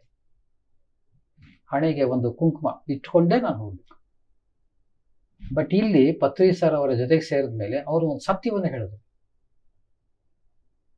ಇದು ಯಾವುದೂ ಬೇಕಿಲ್ಲ ನಮಗೆ, ಕೇವಲ ಸಾಂಕೇತಿಕ, ನಾವು ಮಾಡ್ಕೊಂಡಿರೋದು. ನಮ್ಮ ಮತ, ಮತ್ತೊಬ್ಬರ ಮತ, ಇನ್ನೊಂದು ಆಚರಣೆ, ಮತ್ತೊಂದು, ಇದೆಲ್ಲ ಏನು ಬೇಕಿಲ್ಲ. ನಾನು ಅಲ್ಲಿಗೂ ಕ್ರಾಸ್ ಮಾಡಿದೆ ಪತ್ರಿ ಸರ್ ಹತ್ರ. ಸರ್ ಇಟ್ರೆ ಏನಾಗುತ್ತೆ? ಯಾಕಂದ್ರೆ ಅಷ್ಟರ ಮಟ್ಟಿಗೆ ನಾನು ಅಡ್ಜಸ್ಟ್ ಆಗ್ಬಿಟ್ಟಿದೆ. ಅಕಸ್ಮಾತ್ ಮರೆತು ಒಂದು ದಿವಸ ಏನಾದ್ರು ಹೊರಗಡೆ ಕುಂಕುಮ ಇಟ್ಕೊಳ್ತೀರಾ, ಹೊರಗಡೆ ಹೆಡ್ಏಕ್ ಸ್ಟಾರ್ಟ್ ಆಗೋದು. ಸೊ ಮರೆತು ಹೋದ್ರೆ, ಸೊ ಅಂಥ ಸಂದರ್ಭದಲ್ಲಿ ನಾನು ಪ್ರಶ್ನೆ ಮಾಡಿದೆ, ಇಟ್ಕೊಳ್ದೆ ಇದ್ರೆ ಇಟ್ಕೊಂಡ್ರೆ ಏನಾಗುತ್ತೆ? ಇಲ್ಲ, ಲಿಮಿಟ್ ಆಗುತ್ತೆ. ಯಾವಾಗ ನೀನು ಒಂದು ಕುಂಕುಮವನ್ನು ಇಡ್ತೀಯ, ನೀನು ಒಂದು ಮತಕ್ಕೆ ಸೇರಿದ್ದೀಯ ಅಂತ ಆಯ್ತು. ಒಂದು ಮತಕ್ಕೆ ನೀನು ಬೇರೆ ಬೇರೆಯವರಿಗೆ ಧ್ಯಾನ ಪ್ರಚಾರ ಮಾಡಬೇಕು ಅಂದಾಗ ಆಗಲ್ಲ, ನಿನ್ನನ್ನು ದೂರ ಇಡ್ತಾರೆ, ನಿನ್ನ ಹತ್ರ ಬರೋಲ್ಲ. ಸೊ ಇದು ನಡೆದಿದ್ದು. ಇದು ಸೈಂಟಿಫಿಕಲಿ ನಾನು ಒಪ್ಕೊಂಡಿದ್ದೀನಿ. ಬೇರೆಯವ್ರಿಗೆ ಹೇಗೋ ಏನೋ ಗೊತ್ತಿಲ್ಲ, ನಾನಂತೂ ಒಪ್ಕೊಂಡೆ. ಎಸ್, ಹೌದಲ್ವಾ? ನಾನು ಈ ಮಾರ್ಗದಲ್ಲಿ ಬಂದ್ಮೇಲೆ ಎಲ್ಲರ ಜೊತೆಗೆ ಸೇರ್ಬೇಕಾಗತ್ತೆ, ಹೋಗ್ಬೇಕಾಗತ್ತೆ, ಬರ್ಬೇಕಾಗತ್ತೆ. ಸೊ ಅದನ್ನು ಹೇಳಬೇಕಾಗುತ್ತೆ. ಹೇಳಿದಾಗ ನಾನೇ ಒಬ್ಬ ಮಾಡೆಲ್ ಆಗಿಲ್ದೇ ಇದ್ರೆ ಪ್ರಯೋಜನ ಇಲ್ಲ. ಪತ್ರಿ ಸರ್ನು ನೋಡ್ತಾ ಇದ್ದೆ, ಅವರು ಕೂಡ ಯಾವ ಥರದ್ದು ಇಲ್ಲ. ಯಾಕಂದ್ರೆ ನಿಮ್ಗೆ ಗೊತ್ತಿರಬೇಕು, ಮಾಧ್ವ ಸಂಪ್ರದಾಯದಲ್ಲಿ ತುಂಬಾ ಇದೆ. ಮುದ್ರೆ ಹಾಕೋದು, ಹಣೆಗಿಡೋದು, ಮತ್ತೊಂದು ಮಾಡೋದು, ಇದೆಲ್ಲ ಇದೆ. ಇಲ್ಲ, ನಾನು ಆ ಕ್ಷಣದಿಂದ ನನಗೆ ಸತ್ಯ ಗೊತ್ತಾಯ್ತು. ಸತ್ಯ ಗೊತ್ತಾದ್ಮೇಲೆ ಎಸ್, ಇದು ಕೆಲವು ವಿಶೇಷವಾಗಿ ಹೇಳ್ಕೊಳ್ಳೋದು ನಾನು ಹೇಳ್ತಾ ಇದ್ದೆ. ನನ್ನ ವೈಯಕ್ತಿಕ ಒಂದು ಸಂದರ್ಭದಲ್ಲಿ ವಿಶೇಷವಾಗಿ. ಸರ್, ನಿಮ್ಮ ಪರ್ಸನಲ್ ಆಗಿ ನೀವು ಹೇಳಿದ್ರಿ, ನೀವು ಹೀಗೆ ಟ್ರಾನ್ಸ್ಫಾರ್ಮ್ ಆಯ್ತು ಅಂತ. ಅಂದ್ರೆ ಒಂದು ಸಂಪ್ರದಾಯದಿಂದ, ಒಂದು ಸಂಪ್ರದಾಯ ಚೌಕಟ್ಟಿನಿಂದ ಈ ರೀತಿ ಹೊರಗಡೆ ಬಂದೆ ಅಂತ. ಆದ್ರೆ ನಿಮ್ಮ ಕುಟುಂಬದವರು, ಮನೆಯವರು ಇರಬಹುದು, ಅಥವಾ ಬಂಧು ಮಿತ್ರರಿರ್ಬೋದು, ಅವರನ್ನ ನೀವು ಹೇಗೆ ಒಪ್ಸೋದಕ್ಕೆ ಸಾಧ್ಯ ಆಯ್ತು ಸರ್? ಯಾಕೆಂದ್ರೆ ಎಲ್ಲರಿಗೂ ಸಹ ಈ ಒಂದು ಕಸಿವಿಸಿ ಇದ್ದೇ ಇರುತ್ತೆ. ನಾವು ಜ್ಞಾನ ಮಾರ್ಗದಲ್ಲಿ, ಸತ್ಯ ಮಾರ್ಗದಲ್ಲಿ, ಆನಂದ ಮಾರ್ಗದಲ್ಲಿ ಈಗ ಇದ್ದೀವಿ. ಅದಕ್ಕೂ ಮುಂಚೆ ನೀವು ಪಟ್ಟ ಕೆಲವು, ಹೇಗೆ ನೀವು ಅವರನ್ನು ಒಪ್ಸೋದಕ್ಕೆ ಸಾಧ್ಯ ಆಯ್ತು? ಮಾನಸಿಕ ಹಿಂಸೆ ಅಂತೂ ಆಗಿದೆ. ಯಾಕೆಂದ್ರೆ ಈ ಸತ್ಯವನ್ನ ತಕ್ಷಣದಲ್ಲಿ ಯಾರೂ ಕೂಡ ಒಪ್ಕೊಳ್ಳೋಕ್ಕಾಗಲ್ಲ. ಯಾಕೆ ನನ್ನ ವಿಷಯದಲ್ಲೇ ನಾನೇ ತಕ್ಷಣ ಒಪ್ಕೊಳ್ಳಿಲ್ವಲ್ಲ, ನಿಧಾನವಾಗಿ ಗ್ರಾಜ್ಯುಯಲ್ ಆಗಿ. ಅಫ್ಕೋರ್ಸ್ ನನಗೆ ಆ ಸಂದರ್ಭಗಳು ಕೂಡ ಹಾಗೆ ಕ್ರಿಯೇಟ್ ಆಯ್ತು. ಯಾಕೆಂದ್ರೆ ನನ್ನ ಮೇಲೆ ಅಣ್ಣಂದರು 5 ಜನ ಇದ್ರು, ಜೊತೆಗೆ ನಮ್ಮ ಮಿಸಸ್, ಮತ್ತೆ ಒನ್ಸ್ ಅಗೈನ್ ಸಂಪ್ರದಾಯ. ಇದೆಲ್ಲವನ್ನು ಕೂಡ ಹೇಗೆ?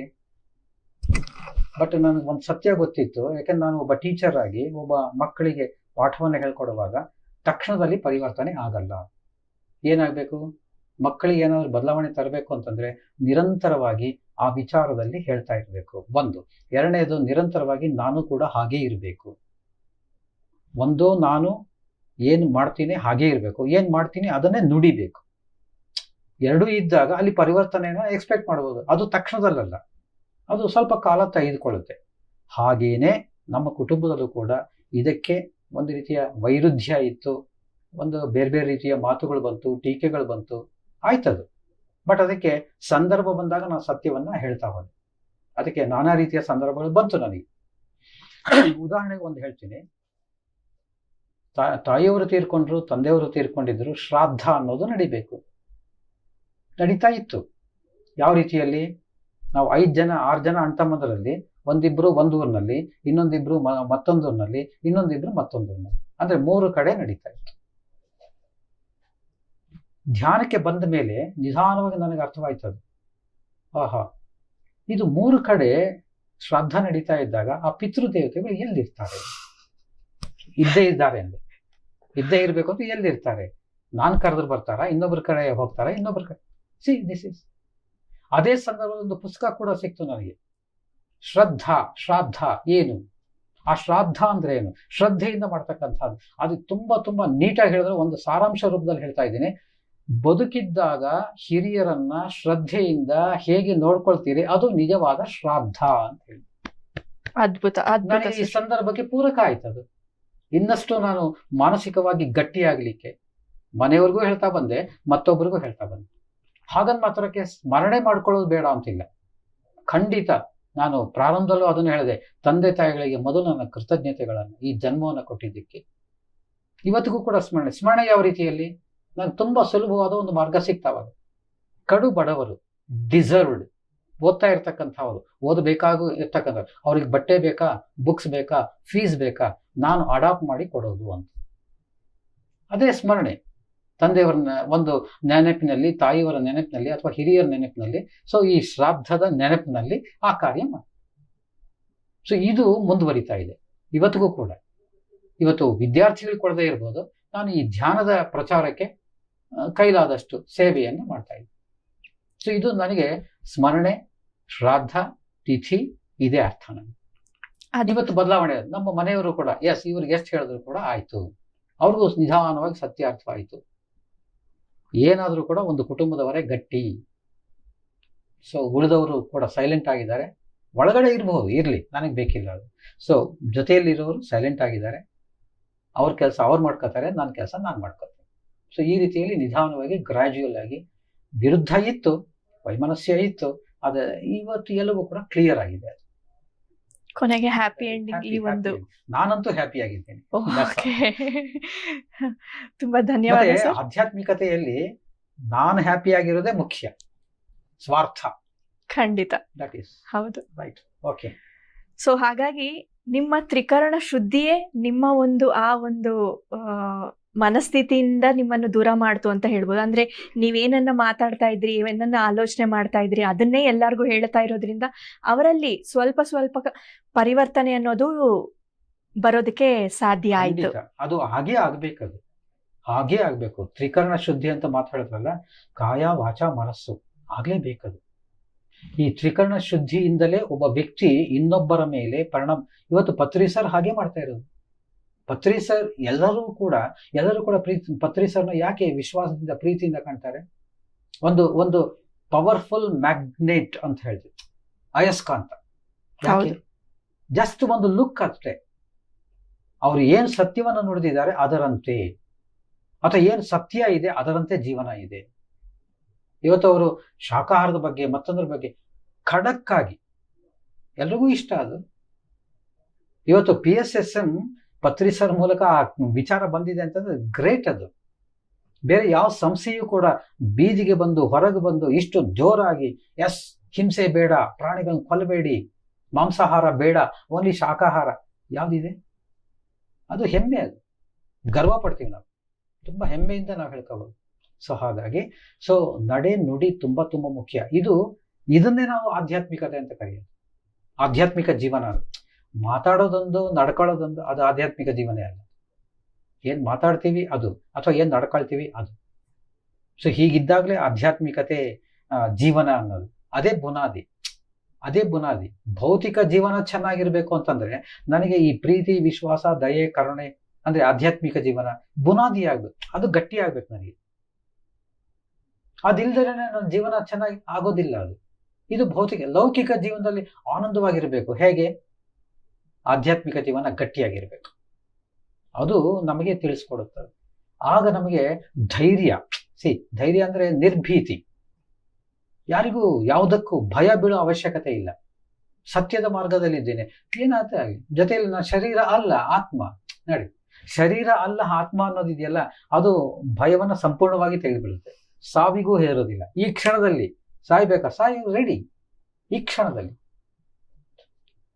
ಹಾಗೆ ನಿಮ್ಮ ಜ್ಞಾನವನ್ನು ಈ 365 ಡಿಗ್ರೀಸು ನೀವು ಬೆಳೆಸ್ಕೊಳ್ತಾನೆ ಇರ್ತೀರಾ. ನಿಮ್ಮ ಪ್ರತಿಯೊಂದು ಮಾತಿನಲ್ಲೂ ಸಹ ಅದೇ ರೀತಿ ಸತ್ಯದ ಮಾತುಗಳೇ ಬರ್ತಾ ಇದೆ ಸರ್. ತುಂಬಾ ಧನ್ಯವಾದ.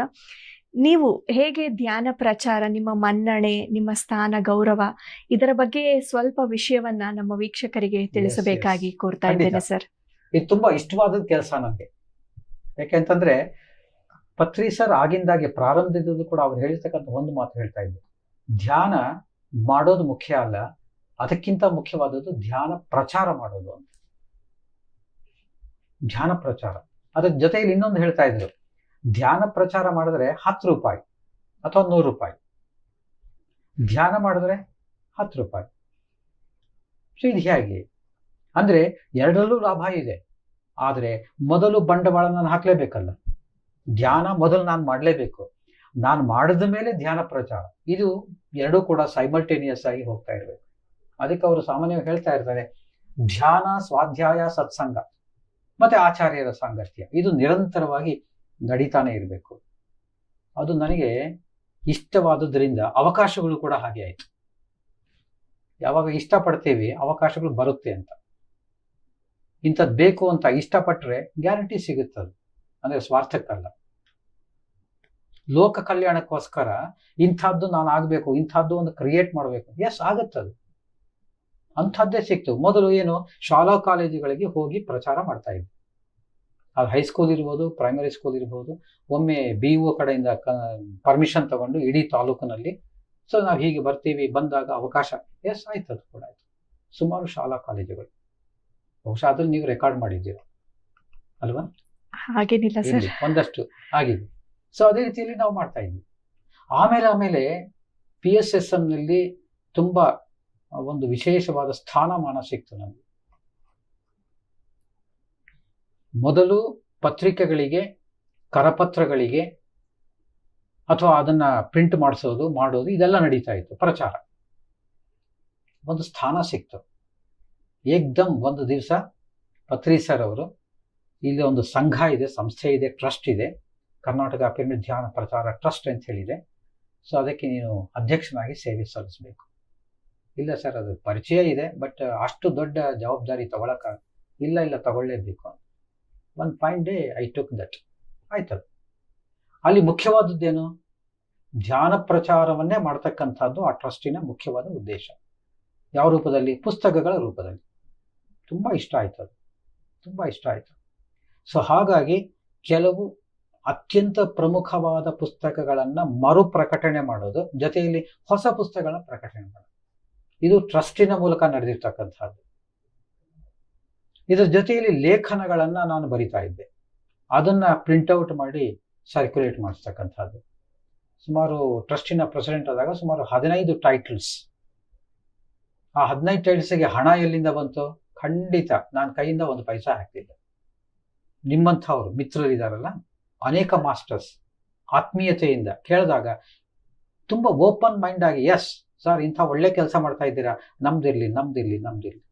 ಸುಮಾರು 15 1,000 ಪುಸ್ತಕ, ಒಂದೊಂದು ಟೈಟ್ಲ್, ತುಂಬ ನೀಟಾಗಾಯ್ತು, ಪ್ರಚಾರ ಆಯಿತು ಚೆನ್ನಾಗಿ. ಪುಸ್ತಕಗಳು ಇನ್ನೂ ಇದೆ, ಬೇಕಾದ್ರೂ ತಗೊಳ್ತಾರೆ.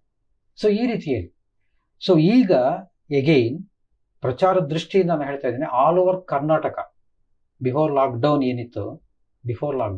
ನಮ್ಮಲ್ಲಿ ಆಲ್ ಓವರ್ ಕರ್ನಾಟಕ ಎಲ್ಲೆಲ್ಲಿ ಸೆಂಟರ್ಸ್ ಇದೆ, ಸೆಂಟರ್ಸ್ ವಿಸಿಟ್ ಮಾಡೋದು ನನಗೆ ಒಂದು ಹಾಬಿ. ಅದು ಅಂದರೆ ಪತ್ರಿ ಸರ್ ಹೇಳ್ತಾ ಇರ್ತಾರಲ್ಲ, ಮಿತ್ರರನ್ನ ಜಾಸ್ತಿ ಮಾಡ್ಕೊಳ್ಳೋದು. ಹೇಗೆ? ಧ್ಯಾನ ಸೆಂಟರ್ಗೆ ಹೋದಾಗ, ಆ ಧ್ಯಾನ ಕೇಂದ್ರಗಳಿಗೆ ಹೋದಾಗ ಹೊಸ ಹೊಸ ಹೊಸ ಹೊಸ ಜನ. ಸೊ ಇದು ಕೂಡ ಆಯಿತು. ನಾನು ನೋಡದೇ ಇರ್ತಕ್ಕಂಥ ಊರುಗಳನ್ನ, ಕಾಣದೇ ಇರ್ತಕ್ಕಂಥ ಜನಗಳನ್ನ ಪ್ರಚಾರದ ಹಿನ್ನೆಲೆಯಲ್ಲಿ ಪ್ರಚಾರ ಮಾಡೋದ್ರ ಮೂಲಕ ಈಗ ಕರ್ನಾಟಕ ಧ್ಯಾನ ಪ್ರಗತಿ ಪರಿಷತ್ ಇದರ ಇನ್ನೊಂದು ಸಂಸ್ಥೆ ಇದು. ಆ ಇನ್ನೊಂದು ಸಂಸ್ಥೆಗೆ ಈಗ ಟ್ರಸ್ಟ್ ಮೊದಲೇನಿದೆ ಅದಿಲ್ಲ ಈಗ, ಸೊ ನಾನಿಲ್ಲ. ಸೊ ಈಗ ನಾನು ಧ್ಯಾನ ಪರಿಷತ್. ಇಲ್ಲಿಯ ಉದ್ದೇಶ ಮತ್ತೆ ಪ್ರಚಾರನೇ. ಪ್ರಚಾರ ಹೇಗಾಗಬೇಕು? ಈಗ ಪುಸ್ತಕಗಳು ಹೆಚ್ಚು ಆದ್ಯತೆ ಇಲ್ಲ, ಅಕಸ್ಮಾತ್ ತೀರಾ ಅನಿವಾರ್ಯ ಇದೆ ಪುಸ್ತಕಗಳನ್ನು ಪ್ರಕಟಣೆ ಮಾಡ್ತೀವಿ ನಾವು ಕರ್ನಾಟಕ ಧ್ಯಾನ ಪ್ರಗತಿ ಪರಿಷತ್ನಿಂದ. ಅದ್ರ ಜೊತೆಯಲ್ಲಿ ಪ್ರಮುಖವಾದದ್ದು ಪ್ರಚಾರದ ಮಾಧ್ಯಮ ಏನು ಅಂತಂದ್ರೆ ಮೀಡಿಯಾಸ್. ಸೊ ಅಲ್ಲಲ್ಲಿ ಜಿಲ್ಲಾ ಹೆಡ್ ಕ್ವಾರ್ಟರ್ಸ್ನಲ್ಲಿ ಒಂದೊಂದು ಸ್ಟುಡಿಯೋನ, ಅಂದ್ರೆ ನಮ್ಮ PMC ಕನ್ನಡವನ್ನ ಪ್ರಗತಿಪಡಿಸಬೇಕು, ಇನ್ನಷ್ಟು ಅಭಿವೃದ್ಧಿಪಡಿಸಬೇಕು ಅನ್ನೋ ದೃಷ್ಟಿಯಿಂದ ಪ್ರತಿ ಜಿಲ್ಲೆಯ ಹೆಡ್ ಕ್ವಾರ್ಟರ್ಸ್ನಲ್ಲಿ ಒಂದೊಂದು PMC ಸ್ಟುಡಿಯೋನ ಸ್ಥಾಪನೆ ಮಾಡೋದು. ಆ ಸ್ಟುಡಿಯೋ ಸ್ಥಾಪನೆ ಮಾಡಿ ಅಲ್ಲಿ ಜಿಲ್ಲೆಯಲ್ಲಿ ಇರ್ತಕ್ಕಂಥ ಸುತ್ತಮುತ್ತ ಮಾಸ್ಟರ್ಸ್ ಅವರ ಅನುಭವಗಳನ್ನ ರೆಕಾರ್ಡ್ ಮಾಡ್ತಕ್ಕಂಥದ್ದು, ಜೊತೆಲಿ ಕಾರ್ಯಕ್ರಮಗಳೇನಾದ್ರೆ ಅದನ್ನು ಕೂಡ ರೆಕಾರ್ಡ್ ಮಾಡೋದು. ರೆಕಾರ್ಡ್ ಮಾಡಿದ ನಂತರ ಇಲ್ಲಿ PMC ಬೆಂಗಳೂರಿಗೆ ಕಳಿಸ್ಕೊಡ್ತಕ್ಕಂಥ, ಎಡಿಟ್ ಮಾಡಿ ಅದನ್ನು ಟೆಲಿಕಾಸ್ಟ್ ಮಾಡೋದು. ಇದು ನಮ್ಮ ಪ್ರಮುಖವಾದ ಉದ್ದೇಶ ಇದಿದೆ. ಜೊತೆಯಲ್ಲಿ ಪಿರಮಿಡ್ ವ್ಯಾಲಿ ಇಂಟರ್ನ್ಯಾಷನಲ್ ಇದೆ, ಅದರ ಸಂಪರ್ಕವನ್ನು ಕೂಡ ನಾವು ಇಟ್ಕೊಳ್ಳೋದು ಅಂತ. ಅಂದ್ರೆ ಅದರ ಜೊತೆಯಲ್ಲಿ ಇದ್ದು ಅಲ್ಲಿ ಬೇಕಾಗಿರ್ತಕ್ಕಂಥ ಏನಾದರೂ ಇದ್ರೆ ಸಹಾಯವನ್ನ ಮಾಡ್ತಕ್ಕಂಥ, ಇದು ಧ್ಯಾನ ಪ್ರಚಾರದ ದೃಷ್ಟಿಯಲ್ಲಿ ನಡೀತಾ ಇದೆ ಅಂತ ಹೇಳ್ಬೋದು. ತುಂಬಾ ಖುಷಿ ಆಗ್ತಾ ಇದೆ ಸರ್. ನೀವು ಸಂಕಲ್ಪ ಶಕ್ತಿಯಿಂದ ಇದ್ರೆ ಏನು ಬೇಕಾದ್ರೂ ಸಾಧಿಸಬಹುದು ಅಂತ ಹೇಳಿದ್ರಿ. ಆಗ್ಲೇನು ಹೇಳಿದ್ರಿ, ಒಂದ್ ಸಂಕಲ್ಪ ನಾವು ಮಾಡಿದ್ವಿ, 500 ಕಿಲೋಮೀಟರ್ ಹತ್ರ ಎಲ್ಲೇ ಪತ್ರಿ ಸರ್ ಬಂದ್ರೂ ಸಹ ನಾವು ಅಲ್ಲಿಗೆ ಭೇಟಿ ಮಾಡ್ತೀವಿ, ಅಲ್ಲಿಂದ ನಾವು ಜ್ಞಾನವನ್ನ ಪಡ್ಕೊಳ್ತೀವಿ ಅಂತ. ಅದೇ ರೀತಿ ಅದೇ ಸಂಕಲ್ಪ ಶಕ್ತಿಯನ್ನ ಇಲ್ಲೂ ಸಹ ನೀವು ಹಾಕಿ ಇಷ್ಟೆಲ್ಲ ಪುಸ್ತಕಗಳನ್ನ, ಇಷ್ಟೆಲ್ಲ ಜ್ಞಾನವನ್ನ ಎಲ್ಲ ಸಮಸ್ತ ಕನ್ನಡ ವೀಕ್ಷಕರಿಗೂ ಸಹ ತಾವು ತಲುಪಿಸಿದ್ದೀರಾ. ಇದ್ರ ಬಗ್ಗೆ ಇನ್ನು ಸ್ವಲ್ಪ ಏನಾದ್ರೂ ತಾವು ಹೇಳೋಕೆ ಇಷ್ಟಪಡ್ತೀರಾ ಸರ್? ಅಫ್ಕೋರ್ಸ್, ಅದು 500 ಕಿಲೋಮೀಟರ್ ಸುತ್ತಮುತ್ತ ಇರತಕ್ಕಂಥ ಸಂದರ್ಭದಲ್ಲಿ ಪತ್ರಿ ಸರ್ ಬಂದ್ರೆ ಭೇಟಿ ಆಗಬೇಕು, ಕ್ಲಾಸ್ಗೆ ಅಟೆಂಡ್ ಮಾಡಬೇಕು, ಇದಾಯ್ತು. ಅದು ಹೋಗ್ತಾ ಹೋಗ್ತಾ 1000 ಕಿಲೋಮೀಟರ್ಸ್, ಸಾವಿರಾರು ಕಿಲೋಮೀಟರ್ಸ್ ಆಯ್ತದು. ಅದಕ್ಕೆ ಉದಾಹರಣೆನ ಹೇಳ್ತೀನಿ. ಒಮ್ಮೆ ಪತ್ರಿ ಸರ್ ಅವರಿಗೆ ಗುಜರಾತಿನ ಗಾಂಧಿ ಪರಿಷತ್ ಅಥವಾ ವಾರ್ಧಾ, ಅಲ್ಲಿಯ ಸಮಿತಿಯವರು ಲೈಫ್ ಅಚೀವ್ಮೆಂಟ್ ಅವಾರ್ಡ್ ಅನ್ನು ಕೊಟ್ಟರು. ಇಂಥ ದಿವಸ ಫಂಕ್ಷನ್ ಇದೆ ಅಂತ ಗೊತ್ತಾಯ್ತು, ಸರಿ ಹೋಗ್ಬೇಕಷ್ಟೆ. ಅಲ್ಲಿಗೂ ಕೂಡ ಹೋಗಿದ್ದಾಯ್ತು. ಯಾಕಂದ್ರೆ ಬೇರೆ ನೆಪದಲ್ಲಿ, ಬೇರೆ ಸಂದರ್ಭದಲ್ಲಿ ಯಾವುದಕ್ಕೂ ಕೂಡ ಹೋಗಿಲ್ಲ. ಅಲ್ಲಿ ಗಾಂಧಿ ಇದ್ದ ಜಾಗ, ವಾರ್ಧಾ ಜಾಗ, ಅಲ್ಲಿ ಅವರ ಕುಟೀರ, ಮತ್ತೊಂದು ಎಲ್ಲವನ್ನು ಕೂಡ ನೋಡ್ದಂಗಾಯ್ತು. ಪ್ಲಸ್ ಫಂಕ್ಷನ್ ಅಲ್ಲಿ ಭಾಗಿ, ಅದೊಂದು ಸೌಭಾಗ್ಯ ಆಯ್ತು. ಬರೀ 500 ಅಂದ್ಕೊಂಡವರು ಗುಜರಾತ್ಗೆ ಹೋಗಿದ್ದು, ದಟ್ ಇಸ್ ಒನ್. ಎರಡನೇದು, ಗುಜರಾತ್ನಲ್ಲಿ ಇದ್ದಾಗ ಅವ್ರನ್ನ ಭೇಟಿ ಮಾಡಿದಾಗ, ಫಂಕ್ಷನ್ ಮುಗಿದಿತ್ತು, ಭೇಟಿ ಮಾಡಿದಾಗ ಅಲ್ಲೊಂದು ವಿಷಯ ಗೊತ್ತಾಯ್ತು. ಆ ವಿಷಯ ಏನಪ್ಪಾ ಅಂತಂದ್ರೆ, ಎಸ್ ಈ ಬಾರಿ ಕೈಲಾಸ ಪರ್ವತ ಟ್ರೆಕ್ಕಿಂಗ್ ಇದೆ, ಸೊ ಬರ್ತಕ್ಕಂಥವರು ಇಂಥವ್ರನ್ನ ಭೇಟಿ ಮಾಡಿ ಅಂತ. ತಕ್ಷಣದಲ್ಲಿ ಆಸೆ ಆಯ್ತು, ಪತ್ರಿ ಸರ್ ಕೂಡ ಇರ್ತಾರೆ, ಯಾಕೆ ಹೋಗ್ಬಾರ್ದು, ಮತ್ತೆ ಹೋಗೋಣ ಸಂಕಲ್ಪ ಆಯ್ತು. ಆದ್ರೆ ಪತ್ರಿ ಸರ್ ಅಷ್ಟು ಈಸಿಯಾಗಿ ಒಪ್ಲಿಲ್ಲ. ನೀವೆಲ್ಲ ಈಗ ತಾನೇ ಹುಟ್ಟಿದ ಮಕ್ಕಳು, ನಿಮ್ಮಂಥವ್ರನ್ನ ನಾವು ಕರ್ಕೊಂಡು ಹೋಗೋಕ್ಕಾಗತ್ತೆ? ಯಾಕೆ ಸರ್, ನಾವು ಬರಬೇಕು ಅಂತ ಇದ್ದೀವಿ, ಹುಟ್ಟಿದ ಮಕ್ಕಳಾದ್ರೇನು, ನಮಗೆ ಧ್ಯಾನ ಇಲ್ಲ, ಬರಬೇಕು. ಆಯ್ತು ಅಂತ ಹೇಳಿ ಅದಕ್ಕೂ ಕೂಡ ಹೋಗಿ ಬಂದಿದ್ದಾಯ್ತು. ಅಲ್ಲಿ ನೇಪಾಳ ಮತ್ತೆ ಕೈಲಾಸ್ ಪರ್ವತ ತುಂಬಾ ವಿಶೇಷವಾದ ಅನುಭವ ನಮಗೆ ಸಿಗ್ತದೆ. ಯಾಕಂದ್ರೆ 3 ದಿವಸ ಟ್ರೆಕ್ಕಿಂಗ್ ಇತ್ತು. ಆ 3 ದಿವಸ ಟ್ರೆಕ್ಕಿಂಗ್ ನಲ್ಲಿ ನನಗೆ ಆದ ಒಂದು ಅನುಭವ ಅಂತಂದ್ರೆ, 3 ದಿವಸವೂ ಕೂಡ ಒಂದು ಡ್ರಾಪ್ ನೀರಿಲ್ಲ, ಒಂದು ಆಹಾರ ಇಲ್ಲ, ಏನೂ ಇಲ್ಲ, ಬಟ್ ಎನರ್ಜಿ ಮಾತ್ರ ತುಂಬಾ ತುಂಬಾ ಚೆನ್ನಾಗಿತ್ತು. ಅದು ತುಂಬಾ ವಿಶೇಷ ಆಗಿತ್ತು. 3 ರಾತ್ರಿಗಳು, 2 ರಾತ್ರಿ 3 ದಿವಸ ನಡೆಯೋದು, ಸುಮಾರು 38 ಕಿಲೋಮೀಟರ್. ರಾತ್ರಿ ಒಂದು ಕಡೆ ಹಾಲ್ಟ್ ಮಾಡೋದು, ನೆಕ್ಸ್ಟ್ ಡೇ ಮತ್ತೆ ಹೋಗೋದು. ಮತ್ತೆ ಒಂದು ಬ್ಯಾಗ್ ಇರುತ್ತೆ, ಒಂದು ಚಳಿಗೆ ಮತ್ತೊಂದಕ್ಕೆ. ನಮ್ಮ ಮೈಯೇ ನಮಗ್ ಭಾರ, ಜೊತೆಗೆ ಅದು ಬೇರೆ ಭಾರ, ಜೊತೆಗೆ ಎನರ್ಜಿ ನೋಡಿ ಫಸ್ಟ್ ಕ್ಲಾಸ್ ಆಗಿತ್ತು. ಬ್ಯಾಗ್ ಅಲ್ಲಿ ಹೇಳಿದ್ರು ಡ್ರೈ ಫ್ರೂಟ್ಸ್ ಇಟ್ಕೊಳ್ಳಿ, ಸುಸ್ತಾದ್ರೆ ಅದು ತಿನ್ಬೇಕು ಇದು ತಿನ್ಬೇಕು ತಗೊಳ್ಳಿ ಅಂತ ಹೇಳಿ. ಏನೂ ಇಲ್ಲ, ಆ ಡ್ರೈ ಫ್ರೂಟ್ಸ್ ಇದ್ದದ್ದು ಹಾಗೆ ಇತ್ತು. ಸೊ 3 days ತುಂಬಾ ಎಂಜಾಯ್ಮೆಂಟ್ ಆಗಿ ತುಂಬಾ ಸಂತೋಷದಿಂದ ಇಡೀ ಕೈಲಾಸ ಪರ್ವತ. ಪತ್ರಿ ಸರ್ ಹುಣ್ಣಿಮೆ ದಿವಸ ಇದ್ರು, ಅಲ್ಲೇ ಇದ್ರು, ತುಂಬಾ ಚೆನ್ನಾಗಿತ್ತು. ವಿಶೇಷವಾದ ಅನುಭವಗಳು ಸಿಗ್ತವೆ. ಅಷ್ಟೇ ಸಾಲದು ಅಂತ ಹೇಳಿ ಮುಂದೆ ಈಜಿಪ್ಟ್ ಪ್ರವಾಸ ಅದು ಕೂಡ ಪತ್ರಿ ಸರ್ ಇರ್ತಾರೆ. ಮಧ್ಯ ಮಾತಾಡ್ತಾ ಇದ್ದೀನಿ, Yes, yes. ಕ್ಷಮಿಸಿ. ಆ ಕೈಲಾಸ ಪರ್ವತದ ಆ ಒಂದು ಟ್ರಿಪ್ ನಲ್ಲಿ ಆದ ಅನುಭವಗಳು, ವಿಶೇಷ ಅನುಭವಗಳು ಅಂತ ಹೇಳಿ ತಾವು ನಿಲ್ಲಿಸ್ಬಿಟ್ರಿ. ದಯವಿಟ್ಟು ಆ ವಿಶೇಷ ಅನುಭವಗಳ ಬಗ್ಗೆ ಕೆಲವು ಸಂಗತಿಗಳು. ಖಂಡಿತ. ಒಂದನ್ನ ಪತ್ರಿ ಸರ್ ಅನೇಕ ಕಡೆ ಹೇಳ್ಕೊಂಡಿದ್ದಾರೆ. ಈವನ್ ಬೇರೆ ಬೇರೆ ಧ್ಯಾನ ಮಹಾಚಕ್ರಗಳಲ್ಲಿ ಒಂದು ಮಾತು ಹೇಳ್ತಾ ಇದ್ರು ಅವರು. ಇವತ್ತು ನಾನೇನಾದ್ರೂ ಈ ಒಂದು ಸ್ಥಾನದಲ್ಲಿ ಸ್ಥಿತಿಯಲ್ಲಿ ಇದ್ದೀನಿ ಅಂತಂದ್ರೆ ಗೌರಿಬಿದನೂರು ಪಿರಮಿಡ್ ಮಾಸ್ಟರ್ಸ್ ಅಂತ ಹೇಳಿ. ಅದು ಘಟನೆ ಏನು ಅಂತಂದ್ರೆ, ಕೈಲಾಸ ಪರ್ವತದಲ್ಲಿ ಇದ್ದಾಗ ಇದ್ದಕ್ಕಿದ್ದ ಹಾಗೆ ಪತ್ರಿ ಸರ್ಗೆ ತುಂಬಾ ಬ್ರೀದಿಂಗ್ ಟ್ರಬಲ್ ಆಯ್ತು. ಆಲ್ಮೋಸ್ಟ್ ಕೋಮಾ ಸ್ಟೇಜಿಗೆ ಹೋಗಿದ್ರು. ಕಣ್ಣಾರೆ ಕಂಡಿದ್ದು, ಎದುರಿಗೆ ಇದ್ವಿ ನಾವು. ಸೊ ಒಂದು ಕಡೆ ಮಲಗಿದ್ರು ಅವರು. ಎಷ್ಟು ಕರೆದ್ರು ಕೂಡ ಹೇಳ್ತಾ ಇರಲಿಲ್ಲ. ಸೊ ಏನೋ ಸಮಥಿಂಗ್ ರಾಂಗ್ ಈಸ್ ಹ್ಯಾಪನ್ಡ್ ಅಂತ ಹೇಳಿ ನಮ್ಗೆ ಅನಿಸ್ಬಿಡ್ತದೆ. ಬಟ್ ಎಲ್ಲರಿಗೂ ನಾವೇ ಮಾತಾಡ್ಕೊಂಡು ಹೇಳಿದ್ವಿ, ಯಾರು ಏನು ಯೋಚನೆ ಮಾಡಬೇಡಿ, ಚಿಂತನೆ ಮಾಡಬೇಡಿ, ಜಸ್ಟ್ ಸಿಟ್ ಫಾರ್ ಮೆಡಿಟೇಷನ್. ಆ ಮೆಡಿಟೇಷನ್ ಅಲ್ಲಿ ನಮ್ಮ ಗುರುಗಳು ಇರಬೇಕು, ನಮ್ಮ ಜೊತೆಗೆ ಇರಬೇಕು, ಅವ್ರ ಜೊತೆಗೆ ನಾವು ಇರಬೇಕು. ಇನ್ನಷ್ಟು ಸಾಧನೆ ಆಗಬೇಕು, ಗುರುಗಳಿಂದ ಇನ್ನಷ್ಟು ಬೇಕಾದಷ್ಟು ಕೆಲಸಗಳಾಗಬೇಕಾಗಿದೆ. ಸೊ ಇಷ್ಟೇ ಸಂಕಲ್ಪ ಮಾಡಿಕೊಂಡು, ಅಂದ್ರೆ ಒಂದು ರೀತಿಯ ಒಂದು ಎನರ್ಜಿ ತಗೊಂಡು ಮೆಡಿಟೇಷನ್ ಕೂತ್ಕೊಂಡು ಒಂದು ಅರ್ಧ ಗಂಟೆ ಆಗಿರ್ಬೇಕು. ಕಚ್ಚಿ ರಘುರಾಮ್ ಸರ್ ಕೂಡ ಇದ್ರು. ಸೊ ಇದಕ್ಕಿದಾಗ ಅರ್ಧ ಗಂಟೆ ಆದ್ಮೇಲೆ ಓಕೆ ಅಂತಂದ್ರು. ಸರ್ನ ಹಿಂಗೆ ಎಬ್ಸಿದ್ರು.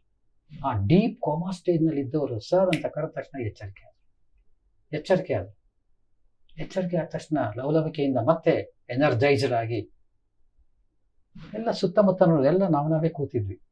ಗೌರಿಬಿದನೂರು ಮೆಂಬರ್ಸ್ ಜಾಸ್ತಿ ಇದ್ರು. ಬಟ್ ಅಲ್ಲಿ ನಾನು ಗೌರಿಬಿದನೂರು ಅಂತ ಏನೋ ಒಂದು ಅಹಂಕಾರದಿಂದ ಹೇಳ್ತಾ ಇಲ್ಲ, ಮಾಸ್ಟರ್ಸ್ ಅಂತ ಹೇಳ್ತಾ ಇದ್ವಿ. ಅವ್ರು ಯಾರೇ ಆಗಿರ್ಲಿ, ಆವತ್ತಿನ ದಿವಸ ಅಲ್ಲಿ ಇದ್ರು ಅವರು.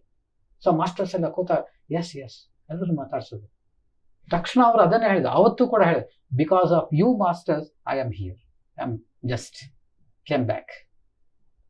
ಅದು ಬೇರೆ ಬೇರೆ ಧ್ಯಾನ ಚಕ್ರಗಳಲ್ಲಿ ಮತ್ತೊಂದರಲ್ಲಿ ಹೇಳ್ತಾ ಇದ್ರು. ಇದು ಒಂದು ವಿಶೇಷವಾದ ಅನುಭವ.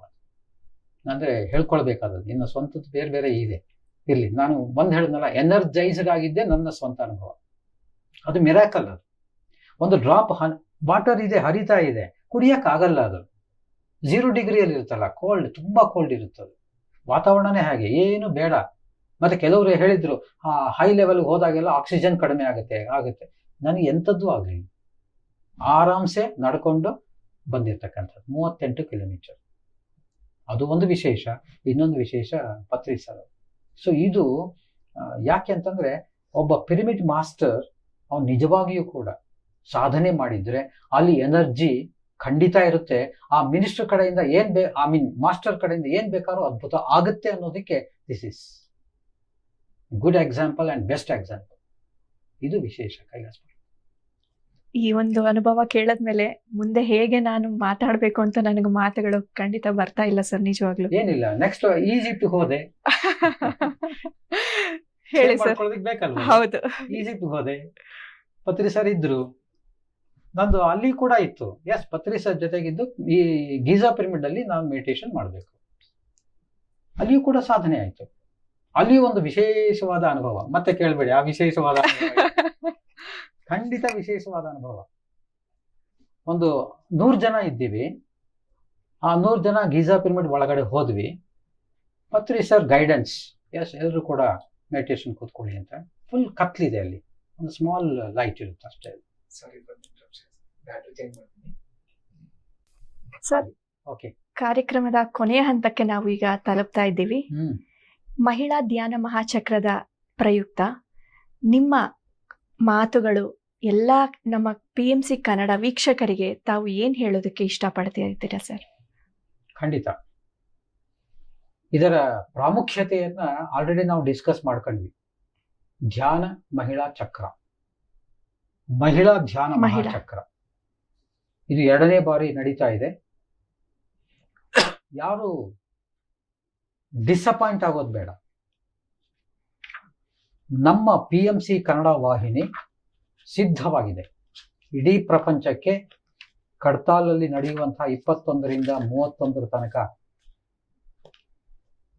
ಈ ಒಂದು ಮಹಿಳಾ ಧ್ಯಾನ ಮಹಾಚಕ್ರ ಏನಿದೆ ಅದರ ಎಲ್ಲ ಚಟುವಟಿಕೆಗಳನ್ನ ಬಿತ್ತರ ಮಾಡಲಿಕ್ಕೆ, ಪ್ರಸಾರ ಮಾಡಲಿಕ್ಕೆ. ಅಫ್ಕೋರ್ಸ್ ಹೆಚ್ಚು ಜನಕ್ಕೆ ಅಲ್ಲಿ ಹೋಗ್ಲಿಕ್ಕೆ ಅವಕಾಶ ಇಲ್ಲ. ಬಟ್ ಇನ್ನೊಂದು ಅಡ್ವಾಂಟೇಜ್, ಮನೆಯಲ್ಲಿಯೇ ಕೂತು PMC ಕನ್ನಡ ಯೂಟ್ಯೂಬ್ನಲ್ಲಿ ಈ ಎಲ್ಲ ವಿಚಾರಗಳನ್ನ ಅಥವಾ ಚಟುವಟಿಕೆಗಳನ್ನ ಕೇಳಬಹುದು ಮತ್ತೆ ನೋಡಬಹುದು. ಇದು ಎಷ್ಟು ಮುಖ್ಯ ಅಂತಂದ್ರೆ, ಆಗ್ಲೇ ನಾವು ಮಾತಾಡ್ಕೊಂಡ್ವಿ, ಸ್ತ್ರೀ ತತ್ವ ಪ್ರತಿಯೊಬ್ಬರು ಕೂಡ ಬೆಳೆಸ್ಕೊಳ್ಳೇಬೇಕು. ಯಾಕೆ ನಮ್ಮ ಸುತ್ತಮುತ್ತ ನೋಡ್ತಾ ಇದ್ದೀವಿ, ಆಲ್ರೆಡಿ ಗೊಂದಲ ಇದೆ, ಗಲಾಟೆ ಇದೆ, ಕೋಪ ಇದೆ, ವೈಮನಸ್ಯ ಇದೆ, ಜಗಳ ಇದೆ. ಅದು ಎಷ್ಟು ಮಟ್ಟಿಗೆ ಹೋಗಿದೆ ಅಂದರೆ ಯುದ್ಧದ ಪ್ರಮಾಣಕ್ಕೂ ಕೂಡ ಹೋಗಿದೆ. ಬಟ್ ಇದು ಯಾವುದು ಕೂಡ ಶಾಂತಿಯನ್ನ ನೆಲೆಸೋದಿಕ್ಕೆ ಅಥವಾ ಶಾಂತಿಯನ್ನ ಕೊಡಲಿಕ್ಕೆ ಒಂದು ಸುಲಭ ಸಾಧನ ಮಾರ್ಗ ಅಲ್ಲ ಅದು. ಅದಕ್ಕೆ ಬದಲಿಯಾಗಿ ನಮ್ಮ ತನವನ್ನ, ತತ್ವವನ್ನ ಅಥವಾ ನಡತೆಯನ್ನ ಅಥವಾ ವರ್ತನೆಯನ್ನ ಅಥವಾ ಭಾವನೆಯನ್ನ ನಾವು ಬದಲಾವಣೆ ಮಾಡಿಕೊಳ್ಳಲೇಬೇಕು. ಆ ವಿಚಾರಗಳನ್ನ ತಿಳ್ಕೊಳ್ಳೋದು ಒಂದು. 2ನೇದು ಧ್ಯಾನ. ಧ್ಯಾನದ ಮೂಲಕ ಎಲ್ಲವೂ ಕೂಡ ಸಾಧ್ಯ ಇದೆ ಅಂತ ಹೇಳಿ, ಎಲ್ಲವೂ ಕೂಡ ಸಾಧ್ಯ. ನಮ್ಮನ್ನು ನಾವು ಪರಿವರ್ತನೆ ಮಾಡಿಕೊಳ್ಳೋದು ಸಾಧ್ಯ ಇದೆ, ಅದೇ ಬೇಕಾಗಿರೋದು. ನಮ್ಮ ತನವನ್ನ ನಾವು ಬದಲಾವಣೆ ಮಾಡಿಕೊಳ್ತಕ್ಕಂಥದ್ದು ಇದೆ, ಸಾಧ್ಯ ಇದೆ, ಅದೇ ಬೇಕಾಗಿರೋದು. ಎಲ್ಲರನ್ನೂ ಕೂಡ ಯಾವುದೇ ಪ್ರತಿಫಲ ಅಪೇಕ್ಷೆ ಇಲ್ದಿರ ಪ್ರೀತಿಸೋದಿದೆಯಲ್ಲ, ಅದು ಕೂಡ ಬೇಕಾಗಿದೆ, ಅದೇ ನಮಗೆ ಬೇಕಾಗಿರೋದು. ನೋಡಿ, ಇಂಥ ಅನೇಕ ಅಂಶಗಳು ಇವತ್ತಿನ ಅನಿವಾರ್ಯದ ಸಂಗತಿಗಳಿದೆ. ಇದನ್ನ ನಾವು ಬದಲಾವಣೆ ಹೊಂದಲೇಬೇಕು ಅಂತ ಯಾರ ಮನಸ್ಸಿನಲ್ಲಿ ಇದೆಯೋ ಅಥವಾ ತಂದುಕೊಳ್ಳೇಬೇಕು, ಬೇರೆ ಆಲ್ಟರ್ನೇಟಿವ್ ಇಲ್ಲ, ಇಲ್ಲಿ ತಂದುಕೊಳ್ಳೇಬೇಕದು. ಅಂಥವರೆಲ್ಲರೂ ಕೂಡ ಈ ಒಂದು ಧ್ಯಾನ ಮಹಿಳಾ ಚಕ್ರ ಏನಿದೆ, ಸೊ ಇದರ ಸಂಬಂಧದಲ್ಲಿ ಜಾಯಿನ್ ಆಗಲೇಬೇಕು. ಕೆಲವರು ಅಲ್ಲಿ ಹೋಗ್ತಾರೆ, ಹೋಗ್ಲಿ. ಇನ್ ಕೆಲವರು ನಾವಿಲ್ಲಿ ನಿರಂತರವಾಗಿ ಮಾರ್ನಿಂಗ್ 5 to 8 ಇರ್ಬೋದು, 8 to 9 ಇರ್ಬೋದು, ಪತ್ರಿಜಿಯವರ ಸಂದೇಶ, ಸಾಮೂಹಿಕ ಸಂಗೀತ ಅಥವಾ ಬೇರೆ ಬೇರೆ ಚಟುವಟಿಕೆ ಜೊತೆಯಲ್ಲಿ ನಮ್ಮ PMC ಕನ್ನಡದವರು ಮಧ್ಯೆ ಮಧ್ಯೆ ಬೆಳಗ್ಗೆ ಮತ್ತೆ ಸಂಜೆಯ ಕಾರ್ಯಕ್ರಮದ ಕಡತಾಲ್ ಕಾರ್ಯಕ್ರಮದ ಜೊತೆಯಲ್ಲಿ ಮಧ್ಯೆ ಮಧ್ಯೆ ಕನ್ನಡದ ಕಾರ್ಯಕ್ರಮಗಳನ್ನು ಕೂಡ ಕೊಡ್ತಾ ಇದ್ದಾರೆ. ಅದಕ್ಕೆ ವೆರಿ ವೆರಿ ಇಂಪಾರ್ಟೆಂಟ್ ಇದು. ಮಹಿಳೆಯರು ಅನೇಕರು ತಮ್ಮ ಅನುಭವಗಳನ್ನ, ವಿಚಾರಗಳನ್ನ ಕೊಡ್ತಕ್ಕಂಥವರಿದ್ದಾರೆ.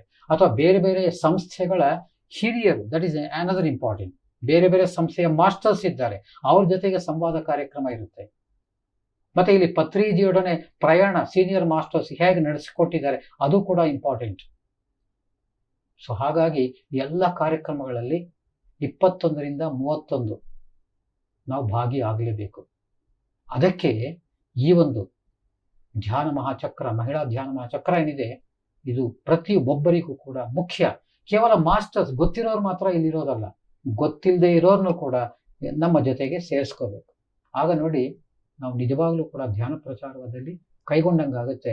ಪತ್ರಿಸ್ ಅವರ ಕನಸೇನಿದೆ, ಆ ಕನಸಿನ ಜೊತೆಯಲ್ಲಿ ಪತ್ರಿಸ್ ಅವರ ಜೊತೆಗೆ ನಾವು ಕೈ ಜೋಡಿಸ್ದಂಗಾಗುತ್ತೆ. ಇದಾಗಲೇಬೇಕು. ಇದು ನನ್ನ ಮುಖ್ಯವಾದ ಒಂದು ಅನಿಸಿಕೆ ಮತ್ತೆ ಸಲಹೆ. ತುಂಬಾ ತುಂಬಾ ಧನ್ಯವಾದ ಸರ್. ಬೇಕಲ್ಲ, ಖಂಡಿತ, ನಿಜ, ಬೇಕೇ. ಹೌದು ಯಾರು ಹೇಳಿದ್ರು ಇದೇ ಮಾತನ್ನು ಹೌದು. ಹೇಳ್ತಾರೆ, ಹೌದು ಅಥವಾ ಇದಕ್ಕಿಂತ ಚೆನ್ನಾಗಿ ಹೇಳ್ಬೋದು. That's all. ಹೌದು. Fine. ಮಹಿಳಾ ಧ್ಯಾನ ಮಹಾಚಕ್ರದ ಈ ಒಂದು ವಿಶೇಷ ಸಮಯದಲ್ಲಿ ತಮ್ಮ ಅಮೂಲ್ಯವಾದ, ಅಪರೂಪವಾದ ಸಮಯವನ್ನು ಮತ್ತು ಸಂಪೂರ್ಣ ಜ್ಞಾನವನ್ನು, ಅಂದ್ರೆ ತಮಗೆ ತಿಳಿದ ಎಲ್ಲ ಸಂಪೂರ್ಣ ಜ್ಞಾನವನ್ನ ಸ್ವಲ್ಪ ಮಟ್ಟಿಗೆ ನಮ್ಮ PMC ಕನ್ನಡ ವೀಕ್ಷಕರಿಗೆ ತಾವು ತಿಳಿಸಿದ್ದೀರಾ. ಇನ್ನು ಮುಂಬರುವ ದಿನಗಳಲ್ಲಿ ಇದೇ ರೀತಿ PMC ಕನ್ನಡ ವಾಹಿನಿಯಲ್ಲಿ ತಮ್ಮ ಒಂದು ಜ್ಞಾನವನ್ನು ಹಂಚಿಕೊಳ್ಳಬೇಕಾಗಿ ನಾನು PMC ಕನ್ನಡ ವೀಕ್ಷಕರ ಪರವಾಗಿ ನಿಮ್ಮಲ್ಲಿ ನಾನು ಕೇಳ್ಕೊಳ್ತಾ ಇದ್ದೇನೆ ಸರ್. Yes. ತುಂಬಾ ಧನ್ಯವಾದ. Thank you. ನಮಸ್ಕಾರ ಎಲ್ಲರಿಗೂ. ನಮಸ್ಕಾರ ಸ್ನೇಹಿತರೆ.